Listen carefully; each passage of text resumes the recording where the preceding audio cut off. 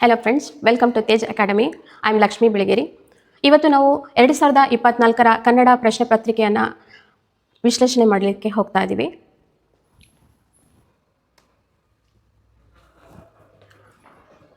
So ನಮ್ಮ digital app Tej ಅಕಾಡೆಮಿಯ digital ಆ್ಯಪನ್ನು ಗೂಗಲ್ ಪ್ಲೇಸ್ಟೋರಿನಲ್ಲಿ ಹೋಗಿ ಅದರ ಒಂದು ಸದುಪಯೋಗವನ್ನು ಪಡಿಸ್ಕೋಬೋದು. ಅಲ್ಲಿ ಡೌನ್ಲೋಡ್ ಕೂಡ ಮಾಡ್ಕೋಬೋದು. ಹಾಗೆ ಡಿಜಿಟಲ್ ಆ್ಯಪ್ ಕೂಡ ಇದೆ, ಅದರಲ್ಲೂ ಸಹ ನೀವು ಹೋಗಿ ಡೌನ್ಲೋಡ್ ಮಾಡ್ಕೊಳ್ಬೋದು.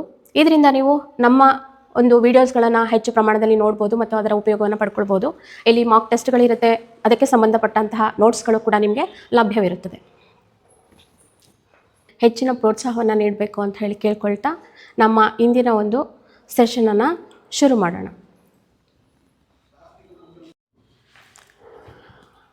ನಾವು 2024ರ ಕನ್ನಡ ಪ್ರಶ್ನೆ ಪತ್ರಿಕೆಯನ್ನು ಸಾಲ್ವ್ ಮಾಡ್ತಾ ಇದ್ದೀವಿ.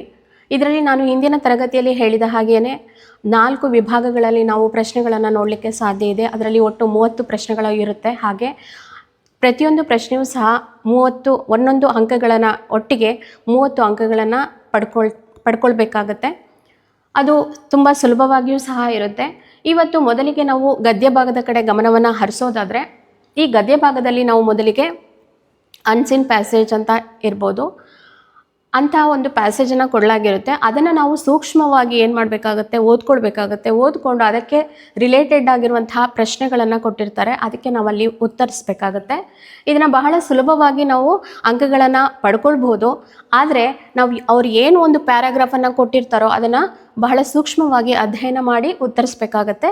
ಅದು ನಮ್ಮ ಮನಸ್ಸಿನಲ್ಲಿ ಇರಬೇಕಾಗತ್ತೆ. ಸೊ ಇಲ್ಲಿ ನೀಡಿರುವಂತಹ ಒಂದು 31ರಿಂದ 38ರವರೆಗಿನ ಪ್ರಶ್ನೆಗಳಿಗೆ ಈ ಒಂದು ಗದ್ಯ ಭಾಗ ಏನಿದೆ ಅದರಲ್ಲೇ ಉತ್ತರ ಇರುತ್ತೆ. ಆದರೆ ಯಾವುದು ಅನ್ನೋದನ್ನು ಮಾತ್ರ ನಾವಲ್ಲಿ ಗುರುತಿಸ್ಬೇಕಾಗತ್ತೆ. ನೋಡಿ, ಈಗ ಈ ಒಂದು ಗದ್ಯ ಭಾಗವನ್ನು ಓದೋಣ. ಸರಿಯಾಗಿ ಬೆಳೆದ ಸಾಗುವಾರ ಕಳ್ಳಿಮರ ಕನಿಷ್ಠ 70 ಅಡಿ ಎತ್ತರ ಬೆಳೆದಿರುತ್ತದೆ. ಬರಿಯ ನೀರು ತುಂಬಿದ ದುರ್ಬಲ ಸಸ್ಯದಂತೆ ಕಂಡರೂ ಇದು 250 ವರ್ಷ ಬದುಕಬಲ್ಲದು. ಈ ಮಹಾಕಳ್ಳಿಯ ತವರು ಮನೆ ಉತ್ತರ ಮೆಕ್ಸಿಕೋದ ಮರಳುಗಾಡು ಮತ್ತು ಅಮೆರಿಕ ಸಂಯುಕ್ತ ಸಂಸ್ಥಾನದ ಆರಿಜೋನಾ ಮರಳುಗಾಡು. ಹಕ್ಕಿಗಳಿಗೆ ಪೊಟ್ಟರೆಗಳನ್ನು ಕೊರೆದು ಗೂಡು ಮಾಡಲು ಈ ಮರ ಅನುಕೂಲ. ಮೇಲಿನಿಂದ ಕೆಳಗಿನವರೆಗೆ ಪೊಟ್ಟರೆ ಕೊರೆಯುವಂತಹ ಹಕ್ಕಿಗಳಿಗೆ ಇದೊಂದು ಬಹು ಮಹಡಿಯ ಗಗನಚುಂಬಿ ಎಂದೇ ಹೇಳಬಹುದು. ಇದರ ಬೇರುಗಳು 50 ಅಡಿಗಳಷ್ಟು ದೂರದವರೆಗೂ ಪ್ರಸರಿಸಿ ಬಲಿಯಂತೆ ಹೆಣೆದುಕೊಂಡು ನೆಲದ ಒಂದು ತೊಟ್ಟು ತೇವವೂ ವ್ಯರ್ಥವಾಗದಂತೆ ಹೀರಿಕೊಳ್ಳುತ್ತದೆ. ಪ್ಲಾಸ್ಟಿಕ್ನಂತಿರುವಂತಹ ತೆಳ್ಳನೆಯ ಚರ್ಮ ಇದರ ಕಾಂಡದ ಮೇಲೆ ಇರುವುದರಿಂದ ಈ ಸಸ್ಯ ಮರಳುಗಾಡಿನ ಹಲವಾರು ತಿಂಗಳುಗಳ ಭಯಂಕರ ಬಿಸಿಲಿನಲ್ಲೂ ಒಣಗದೆ ತನ್ನೊಳಗೆ ತೇವವನ್ನು ಉಳಿಸಿಕೊಳ್ಳುತ್ತದೆ. ಮಳೆ ಬಂದ ಕೂಡಲೇ ಇದು ಬೇಗ ನೀರಿಲ್ಲದೆ ಖಾಲಿಯಾದ ತನ್ನ ಕೋಶಗಳನ್ನೆಲ್ಲ ಭರ್ತಿ ಮಾಡಿಕೊಳ್ಳುತ್ತದೆ. ಸಾಗುವಾರ ಕಳ್ಳಿ ಬೆಳೆಯುವುದು ಬಹಳ ನಿಧಾನ. 10 ವರ್ಷದ ಗಿಡ ಕೇವಲ 1 ಇಂಚಿನಷ್ಟು ಎತ್ತರ ಇರುತ್ತದೆ. 30 ವರ್ಷಕ್ಕೆ ಸಾಗುವಾರ ಕಳ್ಳಿ ಕೇವಲ 4 ಅಡಿ ಎತ್ತರ ಬೆಳೆದಿರುತ್ತದೆ. ಇದು ಅರ್ಧ ಶತಮಾನ ಬೆಳೆದ ನಂತರವೇ ಇದರ ಕೆಳಭಾಗದಲ್ಲಿ ಬೂದಿ ಬಣ್ಣದ ತೊಗಟೆ ಮೂಡುವುದು. ಅಕ್ಕಪಕ್ಕ ಕೈಗಳಂತಹ ಕೊಂಬೆಗಳು ಮೂಡಲು ನಮಗೆ 70ರಿಂದ 100 ವರ್ಷ ವಯಸ್ಸಾಗಬೇಕು ಅನ್ನುವಂತಹ ಒಂದು ಗದ್ಯ ಭಾಗವನ್ನು ಇಲ್ಲಿ ನೀಡಿದ್ದಾರೆ. ಸೊ ಇದರ ಪ್ರಶ್ನೆಗಳು ಏನಿರ್ಬೋದು ಅಂತ ಹೇಳಿ ನಾವು ಈಗ ನೋಡೋಣ.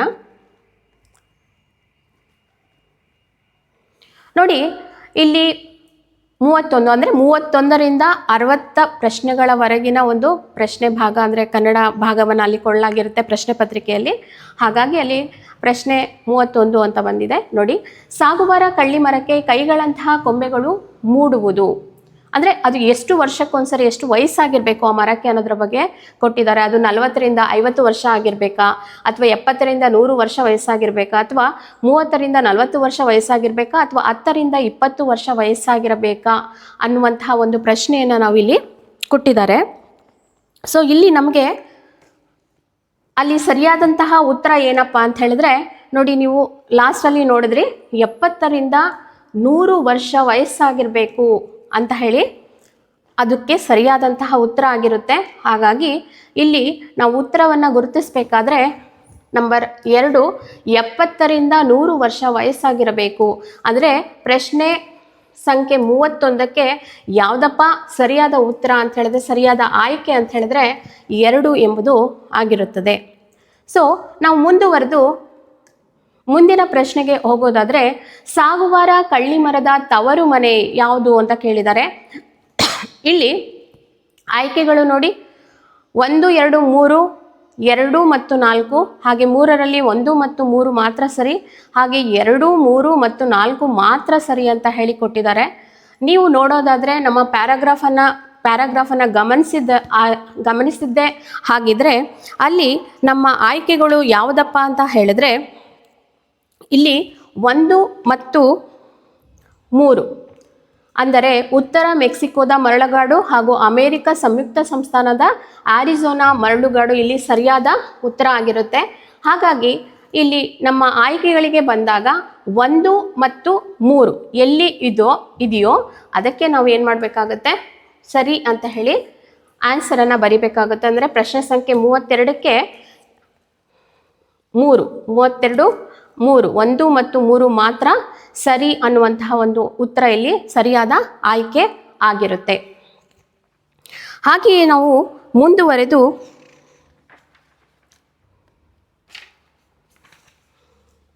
ಭಯಂಕರ ಬಿಸಿಲಿನಲ್ಲೂ ಸಾಗುವಾರ ಕಳ್ಳಿಮರ ಒಣಗದೆ ಉಳಿಯಲು ಕಾರಣ ಏನು ಅಂತ ಕೇಳಿದ್ದಾರೆ. ಈಗಾಗಲೇ ನಾವು ಪ್ಯಾರಾಗ್ರಾಫಲ್ಲಿ ಓದಿದ್ವಿ. ಅದರಂತೆ ಇಲ್ಲಿ ನೋಡಿ, ಬೇರುಗಳು 50 ಅಡಿಗಳಷ್ಟು ದೂರದವರೆಗೂ ಪ್ರಸರಿಸಿರುತ್ತವೆ. ಬೇರುಗಳು ಬಲೆಯಂತೆ ಹೆಣೆದುಕೊಂಡು ತೇವವನ್ನು ಹೀರುತ್ತವೆ. ಸೊ ಮೂರನೇದಾಗಿ, ಪ್ಲಾಸ್ಟಿಕ್ನಂತಿರುವಂತಹ ತೆಳ್ಳನೆಯ ಚರ್ಮ ಇದರ ಕಾಂಡವಾಗಿದೆ ಅನ್ನುವಂತಹ ಒಂದು ಉತ್ತರಗಳನ್ನು ಅವರು ಕೊಟ್ಟಿದ್ದಾರೆ. ಅದರಲ್ಲಿ ಯಾವುದು ಸರಿ ಅನ್ನುವಂಥದ್ದನ್ನು ನಾವು ಗುರ್ತು ಹಾಕಬೇಕಾಗತ್ತೆ. ಇಲ್ಲಿ 3 ಉತ್ತರಗಳು ಸಹ ಈ ಪ್ರಶ್ನೆಗೆ ಸರಿಯಾಗಿ ಇರೋದ್ರಿಂದ ನಾವು 1, 2 ಮತ್ತು 3 ಅಂದರೆ ಆಯ್ಕೆ 4 ಇಲ್ಲಿ ಆರಿಸ್ಕೊಂಡು ಉತ್ತರವನ್ನು ಕೊಡಬೇಕಾಗತ್ತೆ. ಅಂದರೆ ಕ್ವೆಶ್ಚನ್ ನಂಬರ್ 33ಗೆ ಅಂದರೆ 33ಕ್ಕೆ 4ರ ಒಂದು ಆಯ್ಕೆ ಸರಿ ಅಂತ ಹೇಳಿ ನಾವು ಹೇಳ್ಬೋದು. ಹಾಗೆಯೇ ಮುಂದುವರೆದು 4ನೆಯ ಪ್ರಶ್ನೆ ಅಂದರೆ 34ನೇ ಪ್ರಶ್ನೆಗೆ ಹೋಗೋದಾದರೆ, ಮಳೆ ಬಂದ ಕೂಡಲೇ ಇದು ಬೇಗ ನೀರಿಲ್ಲದೆ ಖಾಲಿಯಾದ ತನ್ನ ಕೋಶಗಳನ್ನೆಲ್ಲ ಭರ್ತಿ ಮಾಡಿಕೊಳ್ಳುತ್ತದೆ.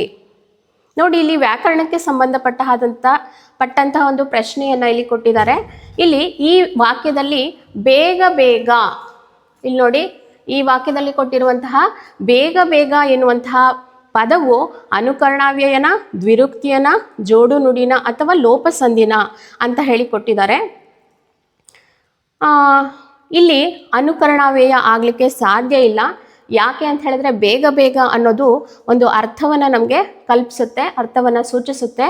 ಹಾಗಾಗಿ ಇದು ಅನುಕರಣಾವ್ಯಯ ಅಲ್ಲ ಅಂತ ಹೇಳ್ಬೋದು. ಇನ್ನು ಜೋಡು ನುಡಿನ ಅಂತ ಹೇಳಿದ್ರೆ, ಜೋಡು ನುಡಿ ಕೂಡ ಇದು ಆಗಲಿಕ್ಕೆ ಸಾಧ್ಯ ಇಲ್ಲ. ಅದೇ ರೀತಿಯಲ್ಲಿ ಸಂಧಿಗಳು ಇಲ್ಲಿ ಇಲ್ಲವೇ ಇಲ್ಲ. ಹಾಗಾಗಿ ಇದು 3 ಕೂಡ ತಪ್ಪಾಗಿ ನಾವು ನಮ್ಮ ಸರಿಯಾದ ಆಯ್ಕೆ ಯಾವುದಾಗಿರ್ಬೇಕಪ್ಪ ಅಂತ ಹೇಳಿದ್ರೆ, 34ರ ಪ್ರಶ್ನೆಗೆ 2 ಅಂದರೆ ದ್ವಿರುಕ್ತಿ ಅಂತ ಹೇಳಿದ್ರೆ ಏನಪ್ಪ ಅಂತ ಹೇಳಿದ್ರೆ, 2 ಬಾರಿ ಉಚ್ಚರಿಸಲ್ಪಡುವಂತಹ ಒಂದು ಪದಗಳನ್ನು ನಾವು ದ್ವಿರುಕ್ತಿ, ತುದಿ ಆಗಿರಬಹುದು, ಅಥವಾ ಈ ರೀತಿಯಾಗಿ ಬನ್ನಿ, ಬೇಗ ಯಾವ ಪದಗಳು ನಮಗೆ ಅರ್ಥವನ್ನು ಕೊಡುತ್ತೋ, 2 ಪದಗಳ ಒಂದು ಅರ್ಥ ವಿಶೇಷವಾಗಿರುತ್ತೆ. ಅಂತಹ ಒಂದು ಪದಗಳಿಗೆ ನಾವು ದ್ವಿರುಕ್ತಿ ಅಂತ ಹೇಳ್ತೀವಿ. ಒಂದು ಉಕ್ತಿ ಅಂದರೆ ಮಾತು, ಆ ಮಾತು 2 ಬಾರಿ ಅಲ್ಲಿ ಏನಾಗಿರಬೇಕು, ರಿಪೀಟ್ ಆಗಿರಬೇಕು. ಸೊ ಇದರ ಸರಿಯಾದ ಆಯ್ಕೆ 2. ಇನ್ನು ನಮ್ಮ 35ನೇ ಪ್ರಶ್ನೆಗೆ ಮತ್ತೆ ಸಾಗೋದಾದರೆ, ಸಾಗುವಾರ ಕಳ್ಳಿಮರವು ತನ್ನ ಜೀವಿತಾವಧಿಯಲ್ಲಿ ಬೆಳೆಯುವಂತಹ ಕನಿಷ್ಠ ಎತ್ತರ ಎಷ್ಟು ಅಂತ ಹೇಳಿ ಕೇಳಿದ್ದಾರೆ. ಇಲ್ಲಿ 250 ಅಡಿ, 150 ಅಡಿ, 70 ಅಡಿ ಹಾಗೂ 200 ಅಡಿ ಎಂಬುದಾಗಿದೆ. ಸೊ ಇದರ ಸರಿಯಾದ ಉತ್ತರ 70 ಅಡಿ ಆಗಿರುತ್ತೆ. ನೀವು ಇದನ್ನು ಪ್ಯಾರಾಗ್ರಾಫನ್ನು ಮತ್ತೊಮ್ಮೆ ನೋಡೋದ್ರಿಂದ ಆ ಉತ್ತರ ಕಂಡು ಬರುತ್ತೆ. ಸೊ ಇಲ್ಲಿ ಸರಿಯಾದ ಆಯ್ಕೆ ಯಾವುದಪ್ಪ ಅಂತ ಹೇಳಿದ್ರೆ, 35ಕ್ಕೆ 3 ಸರಿಯಾದ ಆಯ್ಕೆ ಆಗಿರುತ್ತೆ. ಹಾಗೆ ಮುಂದುವರೆದು, ಸಾಗುವಾರ ಕಳ್ಳಿಮರವನ್ನು ಬಹು ಮಹಡಿಯ ಗಗನಚುಂಬಿ ಎನ್ನಲು ಕಾರಣ ಏನು ಅಂತ ಹೇಳಿ ಇಲ್ಲಿ ಕೇಳಿದ್ದಾರೆ. ಮರದ ಪೊಟ್ಟರೆಯಲ್ಲಿ ಹಕ್ಕಿಗಳು ಗೂಡು ಮಾಡಿ ವಾಸಿಸುತ್ತವೆ. ಮರದ ಪೊಟ್ಟರೆಯಲ್ಲಿ ಸಿಂಹಗಳು ಗುಹೆಯನ್ನು ನಿರ್ಮಿಸಿಕೊಂಡಿರುತ್ತವೆ. ಮರದ ಪೊಟ್ಟರೆಯಲ್ಲಿ ಕುದುರೆಗಳ ಲಾಯಗಳು ಇರುತ್ತವೆ. ಮರದ ಪೊಟ್ಟರೆಯಲ್ಲಿ ಮನುಷ್ಯರು ಮನೆ ಮಾಡಿಕೊಂಡಿರುತ್ತಾರೆ ಅಂತ ಇದೆ. ನೀವು ಆ ಪ್ಯಾಸೇಜಲ್ಲಿ ನೀವು ನೋಡಿದಾಗ ಮೊದಲ ಉತ್ತರ ಇದಕ್ಕೆ ಕರೆಕ್ಟ್ ಆಗಿದೆ ಅಂತ ಹೇಳಿ ನಾವು ಬೇಗನೆ ಗುರುತಿಸ್ಬೋದು. ಸೊ ಹಾಗಾಗಿ ಇಲ್ಲಿ ಉತ್ತರ ಯಾವುದಪ್ಪ ಅಂತ ಹೇಳಿದ್ರೆ ಮರದ ಪೊಟ್ಟರೆಯಲ್ಲಿ ಹಕ್ಕಿಗಳು ಗೂಡು ಮಾಡಿ ವಾಸಿಸುತ್ತವೆ. ಹಾಗಾಗಿ ಅಲ್ಲಿ ಮಹಡಿಯ ಗಗನಚುಂಬಿ ಅಂತ ಹೇಳಲಿಕ್ಕೆ ಕಾರಣ ಆಗುತ್ತೆ ಅಂತ ಹೇಳಿ ನಾವು ಹೇಳ್ಬೋದು. ಹಾಗೆ ಪ್ರಶ್ನೆ ಸಂಖ್ಯೆ 37, ಸಾಗುವಾರ ಕಳ್ಳಿಮರ ಅರ್ಧ ಶತಮಾನಗಳವರೆಗೆ ಬೆಳೆದ ನಂತರ ಈ ಬದಲಾವಣೆ ಹೊಂದುವುದು ಅಂತ ಹೇಳಿ ಕೊಟ್ಟಿದ್ದಾರೆ. ಇಲ್ಲಿ ನೋಡಿ, ಮೇಲ್ಭಾಗದಲ್ಲಿ ಕೆಂಪು ಬಣ್ಣದ ಹೂ ಬಿಡೋದು, ಕೆಳಭಾಗದಲ್ಲಿ ಹಸಿರು ಬಣ್ಣದ ಕಾಯಿ ಬಿಡುವುದು, ಮೇಲ್ಭಾಗದಲ್ಲಿ ಬಿಳಿ ಬಣ್ಣದ ತೊಗಟೆ ಮೂಡುವುದು, ಹಾಗೆ ಕೆಳಭಾಗದಲ್ಲಿ ಬೂದಿ ಬಣ್ಣದ ತೊಗಟೆ ಮೂಡುವುದು ಅಂತ ಇದೆ. ನಮ್ಮ ಕೊನೆಯ ಸಾಲುಗಳನ್ನು ಗಮನಿಸಿದ್ರೆ ಗೊತ್ತಾಗುತ್ತೆ. ಸೊ ಸರಿಯಾದ ಆಯ್ಕೆ ಕೆಳಭಾಗದಲ್ಲಿ ಬೂದಿ ಬಣ್ಣದ ತೊಗಟೆ ಮೂಡೋದು ಆಗಿರುತ್ತೆ. ಸೊ ಇನ್ನು ಮುಂದುವರೆದು 4 ಅಡಿ ಎತ್ತರ ಬೆಳೆಯಲು ಸಾಗುವಾರ ಕಳ್ಳಿ ತೆಗೆದುಕೊಳ್ಳುವಂತಹ ಅವಧಿ ಎಷ್ಟು ಅಂತ ಕೊಟ್ಟಿದ್ದಾರೆ. ಇಲ್ಲಿ 10 ವರ್ಷ, 30 ವರ್ಷ, 70 ವರ್ಷ ಹಾಗೂ 100 ವರ್ಷ. ಇಲ್ಲಿ ಸರಿಯಾದ ಒಂದು ಆಯ್ಕೆ ಯಾವುದಪ್ಪ ಅಂತ ಹೇಳಿದ್ರೆ ನಂಬರ್ 2, 30 ವರ್ಷ ಆಗಿರುತ್ತೆ. ಅದೇ ರೀತಿಯಾಗಿ ಪ್ರಶ್ನೆ ಸಂಖ್ಯೆ 39ಕ್ಕೆ ಹೋಗೋದಾದರೆ ಇಲ್ಲಿ ನಾವು ಪದ್ಯ ಭಾಗದ ಕಡೆ ಗಮನ ಕೊಡ್ತಾ ಇದ್ದೀವಿ. ಈ ಒಂದು ಪದ್ಯ ಭಾಗ 39ರಿಂದ 45ರ ಪ್ರಶ್ನೆಗಳವರೆಗೆ ಇರುತ್ತೆ. ಸೊ ಇದಿಷ್ಟು ಕೂಡ ನಾವು ಹಿಂದಿನ ಸ್ಲೈಡಲ್ಲಿ ನೋಡಿದ್ವಿ. ಗದ್ಯ ಭಾಗಕ್ಕೆ ಸಂಬಂಧಪಟ್ಟ ಹಾಗೆ ಪ್ರಶ್ನೆಗಳು ಇತ್ತು. ಆ ಪ್ರಶ್ನೆಗಳು 31ರಿಂದ 38ರವರೆಗಿನ ಪ್ರಶ್ನೆಗಳಾಗಿತ್ತು. ಅದರಲ್ಲಿ ಒಂದು ಮಾತ್ರ ವ್ಯಾಕರಣಕ್ಕೆ ಸಂಬಂಧಪಟ್ಟಂತಹ ಪ್ರಶ್ನೆ ಬಂದಿತ್ತು. ಇನ್ನು ಉಳಿದಿದ್ದೆಲ್ಲ ಟಿಪ್ಪಣಿಗೆ ಸಂಬಂಧಪಟ್ಟ ಹಾಗೆಯೇ ಇತ್ತು. ಸೊ ಮುಂದುವರಿಯುತ್ತಾ ನಾವು ಇವಾಗ ಪದ್ಯ ಭಾಗದ ಕಡೆಗೆ ಹೋಗ್ತಾ ಇದ್ದೀವಿ. ಸೊ ಈ ಪದ್ಯ ಭಾಗದಲ್ಲಿ ನಾವು ಒಂದು 7 ಪ್ರಶ್ನೆಗಳನ್ನು ನೋಡ್ತೀವಿ. ಆ 7 ಅಥವಾ 6 ಪ್ರಶ್ನೆಗಳು ಸಹ ಕೆಲವೊಮ್ಮೆ ಇರುತ್ತೆ. ಈ ಒಂದು ಭಾಗದಲ್ಲಿ ನಾವು ಕೇವಲ ಮೇಲ್ಭಾಗಕ್ಕಷ್ಟೇ ನೋಡಲಿಕ್ಕೆ ಸಾಧ್ಯವಿಲ್ಲ. ಇದರ ಒಂದು ವಾಚ್ಯಾರ್ಥದ ಜೊತೆಯಲ್ಲಿ ನಾವು ಗೂಢಾರ್ಥವನ್ನು ಕೂಡ ಗೂಢಾರ್ಥದ ಕಡೆಗೂ ಸಹ ಗಮನವನ್ನು ಹರಿಸಬೇಕಾಗುತ್ತೆ. ಸೊ ಇಲ್ಲಿ ನೋಡಿ, ನೆಲದ ಹೆರಿಗೆಯ ನೋವು ಅಂಗುಲಂಗುಲ ಕರಗಿ ಹಸಿರು ಚಿಗುರಿನ ಕುಣಿತ ಹೂನಗೆಯ ನೋಟ ಅವಳಿ ಫಲ ತಂದಿತ್ತು ಆಕಾಶ ದೊರೆನಂಟು ಮರಗಿಡದ ಬಳಗಕ್ಕೆ ಉಡುಗೊರೆಯ ಹಬ್ಬ. ಹೂ ಗೊಂಚಲಿಗೆ ಬಣ್ಣ, ಪುಟ್ಟ ಹಕ್ಕಿಗೆ ಹಾಡು, ಬೆಟ್ಟಕ್ಕೆ ಎದೆ ಎತ್ತಿ ನಿಲ್ಲುವ ಧೈರ್ಯ, ಹೊಳೆಯ ನೀರಿಗೆ ಉಗುರ ಬಿಸಿ, ಗಾಳಿ ನೆರಳಿಗೆ ತಂಪು ತಂದ ಯುಗಾದಿ, ಕುಸಿದು ಕೊರಗುವ ಬಾಳಿಗೆನ ತಂದೆ. ಬೇವು ಬೆಲ್ಲದ ಅದೇ ಹಳೆಯ ಪಾಠ, ಸ್ವಂತದ್ದೋ ಸಾಲದ್ದೋ ಒಬ್ಬಟ್ಟಿನೂಟ, ಬದುಕೇ ಇಲ್ಲದ ಅನಾದಿಯ ಲೆಕ್ಕಕ್ಕೆ ನೀನೊಂದು ಶಬ್ದ ಮಾತ್ರ. ಅರಳದೆ ಕಮರಿ ಹೋಗುವ ಜೀವಗಳು, ನಕ್ಷತ್ರದಂತೆ ನಗಲಾರದ ಬಾಳುಗಳು, ಎದೆ ಸೆಟೆತು ನಿಲ್ಲಲಾರದ ದೇಹಗಳು, ಕಣ್ಣು ಕುಕ್ಕುವಾಗ ಇದು ಯಾರ ಯುಗಾದಿ. ನೋಡಿ, ಇಲ್ಲಿ ಕವಿ ತನ್ನ ಒಂದು ದುಗುಡವನ್ನು ಈ ಕವನದ ಮುಖಾಂತರ ಹೊರಹೊಮ್ಮಿಸಿದ್ದಾರೆ ಅಂತ ಹೇಳ್ಬೋದು. ಯುಗಾದಿ ಅಂದ ತಕ್ಷಣವೇ ನಮಗೆ ನೆನಪಾಗುವಂಥದ್ದು ಒಂದು ಸಡಗರ, ಸಂಭ್ರಮ, ಗಿಡ ಮರಗಳ ಬಳ್ಳಿಗಳು ಚಿಗುರುವಂತಹ ಒಂದು ಕಾಲ.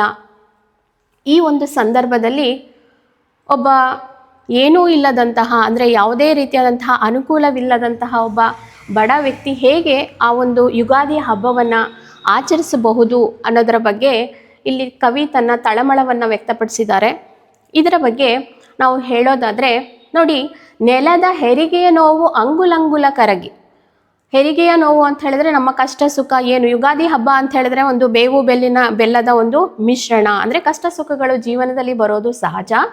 ಅದರಲ್ಲಿ ಹೆರಿಗೆಯ ನೋವು ಹೋಗಿ ಅಂಗುಲಂಗುಲ ಕರಗಿ ಹಸಿರು ಚಿಗುರಿನ ಕುಣಿತ ಹೂ ನಗೆಯ ನೋಟ. ನೋಡಿ, ಪ್ರಕೃತಿಯಲ್ಲಿ ಆಗತಾನೆ ಒಂದು ಗಿಡ ಮರಗಳೆಲ್ಲ ಚಿಗುರ್ತಾ ಇರುತ್ತೆ. ಅಲ್ಲಿ ಮರಗಿಡಕ್ಕೆ ಒಂದು ಉಡುಗೊರೆಯ ಹಬ್ಬ ಅಂತ ಕೂಡ ಹೇಳ್ಬೋದು. ಈ ರೀತಿಯಾಗಿ ಕವಿತನ ಕಲ್ಪನೆಯಲ್ಲಿ ಈ ಒಂದು ಕವನವನ್ನು ಅವರು ಬರೆದಿದ್ದಾರೆ. ಹಾಗೆ ಹೂ ಗೊಂಚಲಿಗೆ ಬಣ್ಣ, ಪುಟ್ಟ ಹಕ್ಕಿಗೆ ಹಾಡು ಅಲ್ವಾ, ಏನೆಲ್ಲ ಇರುತ್ತೆ? ಹೂ ಗೊಂಚಲಿಗೆ ಒಂದು ಬಣ್ಣವನ್ನು ಅಂದರೆ ಬಣ್ಣ ಬಣ್ಣದ ಪುಷ್ಪಗಳನ್ನು ನಾವು ನೋಡ್ಬೋದು. ಹಾಗೆ ಪುಟ್ಟ ಹಕ್ಕಿಗೆ ಹಾಡುಗಳನ್ನು ಕೂಡ, ಪುಟ್ಟ ಹಕ್ಕಿ ಹಾಡುಗಳು ಕೇಳಲಿಕ್ಕೆ ಅವಾಗ ತುಂಬ ನಿನಾದವಾಗಿರುತ್ತೆ. ಹಾಗೆ ಬೆಟ್ಟಕ್ಕೆ ಎದೆ ಎತ್ತಿ ನಿಲ್ಲುವ ಧೈರ್ಯವನ್ನು ಸಹ ಕೊಡಲಾಗಿರುತ್ತೆ ಪ್ರಕೃತಿಯಿಂದ. ಹಾಗೆಯೇ ಹೊಳೆಯ ನೀರಿಗೆ ಉಗುರ ಬಿಸಿ ಅಂದರೆ ಬೆಚ್ಚಗಿನ ಒಂದು ಅನುಭವವನ್ನು ಕೂಡ ಹೊಳೆಯ ನೀರಿಗೆ ಕೊಡಲಾಗಿರುತ್ತೆ. ಗಾಳಿಗೆ ಮತ್ತು ನೆರಳಿಗೆ ತಂಪನ್ನು ನೀಡಲಾಗಿರುತ್ತೆ. ಆದರೆ ಈ ಯುಗಾದಿ ನೋಡಿ, ಕುಸಿದು ಕೊರಗುವ ಬಾಳಿಗೆ ಏನನ್ನ ತಂದೆ ಅಂತ ಹೇಳಿ ಕವಿ ಪ್ರಶ್ನಿಸುವುದರ ಮುಖಾಂತರ ಈ ಒಂದು ಕವನವ ಎಷ್ಟು ಒಂದು ದುಃಖವನ್ನು ಹೊಂದಿದೆ ಅಂತ ಹೇಳಿ ನಾವು ಹೇಳ್ಬೋದು. ಹಾಗೆಯೇ ಬೇವು ಬೆಲ್ಲ, ಯುಗಾದಿ ಅಂದ ತಕ್ಷಣ ನಮಗೆ ಬರುವಂಥದ್ದೇನು, ಅದೇ ಹಳೆಯ ಪಾಠ, ಬೇವು ಬೆಲ್ಲದ ಪಾಠ. ಅದು ಸ್ವಂತದ್ದಾಗಿರ್ಬೋದು ಅಥವಾ ಸಾಲದ್ದಾಗಿರ್ಬೋದು. ಅಂದರೆ ಸ್ವಂತವಾಗಿ ನಾವು ಆ ಒಂದು ಹಬ್ಬವನ್ನು ಮಾಡ್ತಾ ಇರ್ಬೋದು, ಅಥವಾ ಯಾರಿಂದಲೋ ನಾವು ಸಾಲವನ್ನು ಪಡೆದು ಹಬ್ಬವನ್ನು ಮಾಡಲೇಬೇಕು ಅಂತ ಹೇಳಿ ನಾವು ಅಲ್ಲಿ ಒಬ್ಬಟ್ಟಿನ ಊಟವನ್ನು ಮಾಡ್ತಾ ಇರ್ಬೋದು. ಬದುಕೇ ಇಲ್ಲದ ಅನಾದಿಯ ಲೆಕ್ಕಕ್ಕೆ ನೀನೊಂದು ಶಬ್ದ ಮಾತ್ರ. ಅಂದರೆ ತುಂಬ ಕಡು ಬಡವರು ಅಥವಾ ದುರ್ಬಲರು ಯಾರೆಲ್ಲ ಕರಿತೀವೋ ಅಂಥವರಿಗೆ ಇದೊಂದು ಕೇವಲ ಶಬ್ದ ಅಷ್ಟೇ. ಅಲ್ಲಿ ಸಂತೋಷ ಅಥವಾ ಸಡಗರ ಯಾವುದೂ ಸಹ ಇಲ್ಲ ಅನ್ನುವಂಥ ಒಂದು ಅರ್ಥವನ್ನು ಅಥವಾ ವ್ಯಥೆಯನ್ನು ಕವಿ ಇಲ್ಲಿ ನೀಡ್ತಾ ಇದ್ದಾರೆ. ಹಾಗೆ ಅರಳದೆ ಕಮರಿ ಹೋಗುವ ಜೀವಗಳು, ನಮ್ಮ ಜೀವಗಳನ್ನು ಯಾವುದಕ್ಕೆ ಹೋಲಿಸಿದ್ದಾರೆ ಅಂತ ಹೇಳಿದ್ರೆ ಅರಳದೆ ಕಮರಿ ಹೋಗುತ್ತೆ. ಸೊ ನಕ್ಷತ್ರದಂತೆ ನಗಲಾರದ ಬಾಳುಗಳು, ಎಂಥವರೇ ಆಗಲಿ, ಎಂಥ ಕಷ್ಟದಲ್ಲೇ ಇದ್ದಾಗಲಿ ನಕ್ಷತ್ರಗಳನ್ನು ನೋಡಿದಾಗ, ನಾವು ಆಕಾಶದಲ್ಲಿ ಚಂದ್ರ ನಕ್ಷತ್ರ ತಾರೆಗಳನ್ನು ನೋಡಿದಾಗ ನಮ್ಗೆ ಏನು ಅನಿಸುತ್ತೆ ಅಂತ ಹೇಳಿದ್ರೆ ಖುಷಿ ಆಗುತ್ತೆ. ಆದರೆ ಇಲ್ಲಿ ಒಬ್ಬ ದುರ್ಬಲ ವ್ಯಕ್ತಿ ನೋವನ್ನು ಅನುಭವಿಸ್ತಾ ಇದ್ದಾನೆ. ಹಬ್ಬ ಬಂದರೂ ಸಹ ಅದನ್ನು ಆಚರಣೆ ಮಾಡಲಿಕ್ಕೆ ಅವನಿಗೆ ಕಷ್ಟ ಆಗ್ತಿದೆ ಅಂತ ಹೇಳ್ಬೋದು. ಹಾಗೆ ಎದೆ ಸೆಟೆದು ನಿಲ್ಲಲಾರದ ದೇಹಗಳು, ಅಂದರೆ ಈಗಾಗಲೇ ದುಡಿದು ದಣಿದಿವೆ ದೇಹ ಅನ್ನೋದನ್ನು ಹೇಳಲಿಕ್ಕೆ ಕವಿ ಈ ರೀತಿಯಾದಂತಹ ಸಾಲುಗಳಲ್ಲಿ ವ್ಯಕ್ತಪಡಿಸಿದ್ದಾರೆ. ಕಣ್ಣು ಕುಕ್ಕುವಾಗ ಇದು ಯಾರ ಯುಗಾದಿ, ಇದು ಯಾರ ಯುಗಾದಿ ಅಂತ ಹೇಳಿ ನಮ್ಮನ್ನೇ ಕವಿ ಏನು ಮಾಡಿದ್ದಾರೆ, ಪ್ರಶ್ನೆಗೆ ಒಳಪಡಿಸಿದ್ದಾರೆ. ಸೊ ಇದಕ್ಕೆ ಸಂಬಂಧಪಟ್ಟ ಹಾಗೆ, ಇದರ ಒಳಾರ್ಥಕ್ಕೆ ಸಂಬಂಧಪಟ್ಟ ಹಾಗೆ ಕೆಲವೊಂದು ಪ್ರಶ್ನೆಗಳು ಇರುತ್ತೆ. ಅದನ್ನು ನಾವು ಏನು ಮಾಡಬೇಕಾಗತ್ತೆ, ಈಗ ಗಮನಿಸಿ ಉತ್ತರಿಸಬೇಕಾಗತ್ತೆ. ಸೊ ಇಲ್ಲಿ ನೋಡಿ 39ರ ಪ್ರಶ್ನೆ ಹೀಗಿದೆ: ಕವಿ ಹೇಳುವ ಯುಗಾದಿಯ ಒಬ್ಬಟ್ಟಿನೂಟ ಇದರಿಂದ ಬಂದಿರಬಹುದು. ಯಾವುದರಿಂದ ಬಂದಿದೆ? ನಕ್ಷತ್ರದಿಂದನಾ, ಸ್ವಂತದ್ದೋ ಅಥವಾ ಸಾಲದ್ದೋ, ಅಥವಾ ಅನಾದಿ ಕಾಲದ್ದೋ, ಅಥವಾ ಅವಳಿ ಫಲದಿಂದ ತಂದದ್ದೋ ಅಂತ ಹೇಳಿ ಪ್ರಶ್ನಿಸಿದಾಗ ನಮಗೆ ಇಲ್ಲಿ ಬರುವಂಥದ್ದು ಯಾವುದಪ್ಪ ಅಂತ ಹೇಳಿದ್ರೆ ಇದು ಸ್ವಂತದ್ದೋ ಸಾಲದ್ದೋ ಅನ್ನುವಂತಹ ಒಂದು ಪ್ರಶ್ನೆಯನ್ನು ಕವಿ ಕೇಳಿರೋದ್ರಿಂದ ಇದು ಆಯ್ಕೆ ಏನಾಗಿರುತ್ತೆ, 39ನೆಯ ಪ್ರಶ್ನೆಗೆ ಆಯ್ಕೆಯಲ್ಲಿ 2 ಸರಿಯಾಗಿರುತ್ತೆ. ಅದೇ ರೀತಿ ಮುಂದುವರೆದು ನಾವು ಮುಂದಿನ ಒಂದು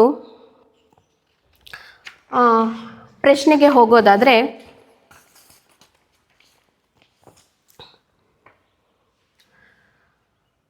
ದುಡಿಯುವ ಜೀವಗಳು ಹೀಗಾಗಿವೆ. ಹೇಗಿವೆ? ಹೂನಗೆ ಬೀರಿವೆ, ಎದೆ ಸೆಟೆದು ನಿಂತಿವೆ, ಅರಳೆದೆ ಕಮರಿವೆ, ಹಾಗೆ ಸಂಪತ್ತಿನಲ್ಲಿ ತೇಲಿವೆ. ಈಗಾಗಲೇ ಪದ್ಯವನ್ನು ನಾವು ವಿಶ್ಲೇಷಿಸಿದಾಗ ಅಲ್ಲಿ ಸರಿಯಾದಂತಹ ಉತ್ತರ ಇದಕ್ಕೆ ಯಾವುದು ಅಂಥೇಳಿ ನಿಮಗೆ ಈಗಾಗಲೇ ನೀವು ಊಹಿಸಿರ್ಬೋದು. ಯಾವುದಪ್ಪ ಅಂತ ಹೇಳಿದ್ರೆ ಅರಳದೆ ಕಮರಿವೆ ಅನ್ನುವಂಥದ್ದು ಇಲ್ಲಿ ಸರಿಯಾದ ಉತ್ತರ ಆಗಿರುತ್ತೆ. ಅಂದರೆ ಆಯ್ಕೆ 3 ಇಲ್ಲಿ ಸರಿಯಾದ ಉತ್ತರ ಅಂಥೇಳಿ ನಾವು ಹೇಳ್ಬೋದು. ಸೊ ಅರಳದೆ ಕಮರಿವೆ, ದುಡಿಯುವ ಜೀವಗಳು ಹೇಗಿವೆ ಅಂತ ಹೇಳಿದ್ರೆ ಅದು ಪೂರ್ಣವಾಗಿ ಅರಳಿಲ್ಲ, ಬದಲಾಗಿ ಕಮರಿವೆ, ಕುಗ್ಗಿವೆ, ನೊಂದಿವೆ ಅನ್ನುವಂತಹ ಅರ್ಥವನ್ನು ಇಲ್ಲಿ ನಾವು ಹೇಳ್ಬೋದಾಗಿದೆ. ಇನ್ನು ಮುಂದುವರೆದು ನೋಡಿ, ಯುಗಾದಿಯು ಪ್ರಕೃತಿಗೆ ತಂದಿರುವಂತಹ ಸಂಭ್ರಮವನ್ನು ಹೊಂದಿಸಿರಿ ಅಂತ ಕೊಟ್ಟಿದ್ದಾರೆ. ಅಂದರೆ ಇಲ್ಲಿ ಒಂದು ಎ ಪಟ್ಟಿ ಮತ್ತು ಬಿ ಪಟ್ಟಿ ಅನ್ನೋದನ್ನು ಕೊಟ್ಟಿದ್ದಾರೆ. ಆ ಎ ಪಟ್ಟಿಯಲ್ಲಿ 4 ಉತ್ತರಗಳಿದೆ, ಬಿ ಪಟ್ಟಿಯಲ್ಲೂ ಸಹ ಅದಕ್ಕೆ ತಕ್ಕುದಾದಂತಹ ಹೊಂದಿಸಬಹುದಾದಂತಹ 4 ಉತ್ತರಗಳಿಗೆ ಸರಿಯಾದ ಹೊಂದಾಣಿಕೆಯನ್ನು ನಾವು ಹೊಂದಿಸಬೇಕಾಗತ್ತೆ. ಆಯ್ಕೆಗಳು ನೋಡಿ ಕೆಳಗಡೆ ಈ ರೀತಿಯಾಗಿದೆ: 1, 2, 3 ಮತ್ತು 4. ಆ 4ರಲ್ಲಿ ಯಾವುದು ಸರಿಯಾಗಿದೆ ಅಂತ ಹೇಳಿ ನಾವು ಗುರುತಿಸಿ ಉತ್ತರವನ್ನು ಇಲ್ಲಿ ಹೇಳಬೇಕಾಗತ್ತೆ. ಮೊದಲನೇದು ನೋಡಿ, ಹೂ ಗೊಂಚಲಿಗೆ ಏನು ಅಂತ ಇತ್ತು ಅಲ್ಲಿ ಪದ್ಯದಲ್ಲಿ? ಬಣ್ಣ ಅಂತ ಇತ್ತು ಅಲ್ವಾ? ಯಾವುದಿತ್ತು? ಹೂ ಗೊಂಚಲಿಗೆ ಬಣ್ಣ ಅಂತ ಇತ್ತು. ಪುಟ್ಟ ಹಕ್ಕಿಗೆ ಏನಿತ್ತು? ಹಾಡು ಅನ್ನೋದಿತ್ತು. ಅದೇ ರೀತಿಯಲ್ಲಿ ಹೊಳೆಯ ನೀರಿಗೆ ಏನಿತ್ತು? ಉಗುರು ಬಿಸಿ. ಹೊಳೆಯ ನೀರಿಗೆ ಉಗುರು ಬಿಸಿ. ಹಾಗೆ ಗಾಳಿ ನೆರಳಿಗೆ ಏನನ್ನು ಕೊಟ್ಟಿದೆ? ತಂಪನ್ನು ಕೊಟ್ಟಿದೆ ಅಲ್ವಾ. ಸೊ ಇಲ್ಲಿ ನೋಡಿ, ಒಂದನೇದಕ್ಕೆ ಯಾವುದಾಗುತ್ತೆ? ಒಂದನೇದು ಸೊ ಬಿ ಅಲ್ವಾ, ಒಂದನೇದು ಬಿ ಬಣ್ಣ. ಎರಡನೇದು ಏನಪ್ಪ ಅಂತ ಹೇಳಿದ್ರೆ ಪುಟ್ಟ ಹಕ್ಕಿಗೆ ಆಡು, ಅದು ಸಿ ಆಗುತ್ತೆ. ಹಾಗೆಯೇ 3 ಹೊಳೆಯ ನೀರಿಗೆ ಉಗುರು ಬಿಸಿ ಅಂದರೆ ಇ. ಅದೇ ರೀತಿಯಲ್ಲಿ 4 ನೋಡಿ, ಗಾಳಿ ನೆರಳಿಗೆ ತಂಪು, ಸೊ ಎ. ಇಲ್ಲಿ ಆಯ್ಕೆಗಳು ನೋಡಿ, ಎಲ್ಲಿ 1 2 3 4 ಅನ್ನೋದನ್ನು ಗಮನಿಸೋದಾದರೆ 1 ಬಿ ಯಾವುದರಲ್ಲಿದೆ ನೋಡಿ, ಇದು ಎರಡರಲ್ಲೂ ಇದೆ. ಆದರೆ ನೆಕ್ಸ್ಟ್ ಎರಡನೇ ಒಂದು ಉತ್ತರವನ್ನು ನೋಡಿದಾಗ ಸಿ ಆಗಿರಬೇಕು. ಸೊ ಇಲ್ಲೂ ಕೂಡ ಸಿ ಇದೆ. ಸೊ ಮೂರನೇದೇನಾಗಿದೆ? ಇ ಆಗಿದೆ. ಸೊ ನಮಗೆ ಆಗಲೇ ಗೊತ್ತಾಯಿತು ಉತ್ತರ ಯಾವುದಾಗ್ಬೋದು? 4. ಸೊ ಇಲ್ಲಿ ಸರಿಯಾದ ಆಯ್ಕೆ ನಾವು ಆರಿಸ್ಬೇಕಾದ್ರೆ ಈ ರೀತಿಯಾದಂತಹ ಪ್ರಶ್ನೆಗಳು ಬಂದಾಗ ಸ್ವಲ್ಪ ಯೋಚಿಸಿ ಉತ್ತರವನ್ನು ಕೊಡೋದು ಸೂಕ್ತವಾಗಿರುತ್ತೆ. ಸೊ ಮುಂದಿನ ಪ್ರಶ್ನೆಗೆ ಹೋಗೋಣ.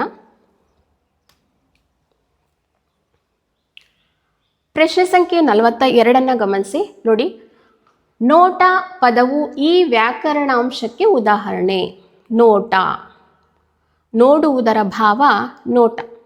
ಸೊ ಇಲ್ಲಿ ಕೃದಂತ ಭಾವನಾಮವೇ ಅಥವಾ ಕೃದಂತಾವ್ಯಯವೇ ಅಥವಾ ತದ್ದಿತಾಂತ ಭಾವನಾಮವೇ ಅಥವಾ ತದ್ದಿತಾಂತಾವ್ಯಯವೇ ಎಂಬುದನ್ನು ಇಲ್ಲಿ ನಾವು ನೋಡಬೇಕಾಗುತ್ತೆ. ಸೊ ನೋಟ, ನೋಡುವುದರ ಭಾವ ನೋಟ. ಸೊ ಹಾಗಾಗಿ ಇಲ್ಲಿ ಸರಿಯಾದ ಉತ್ತರ ಯಾವುದಪ್ಪ ಅಂತ ಹೇಳಿದ್ರೆ ಕೃದಂತ ಭಾವ ನಾಮ ಆಗುತ್ತೆ.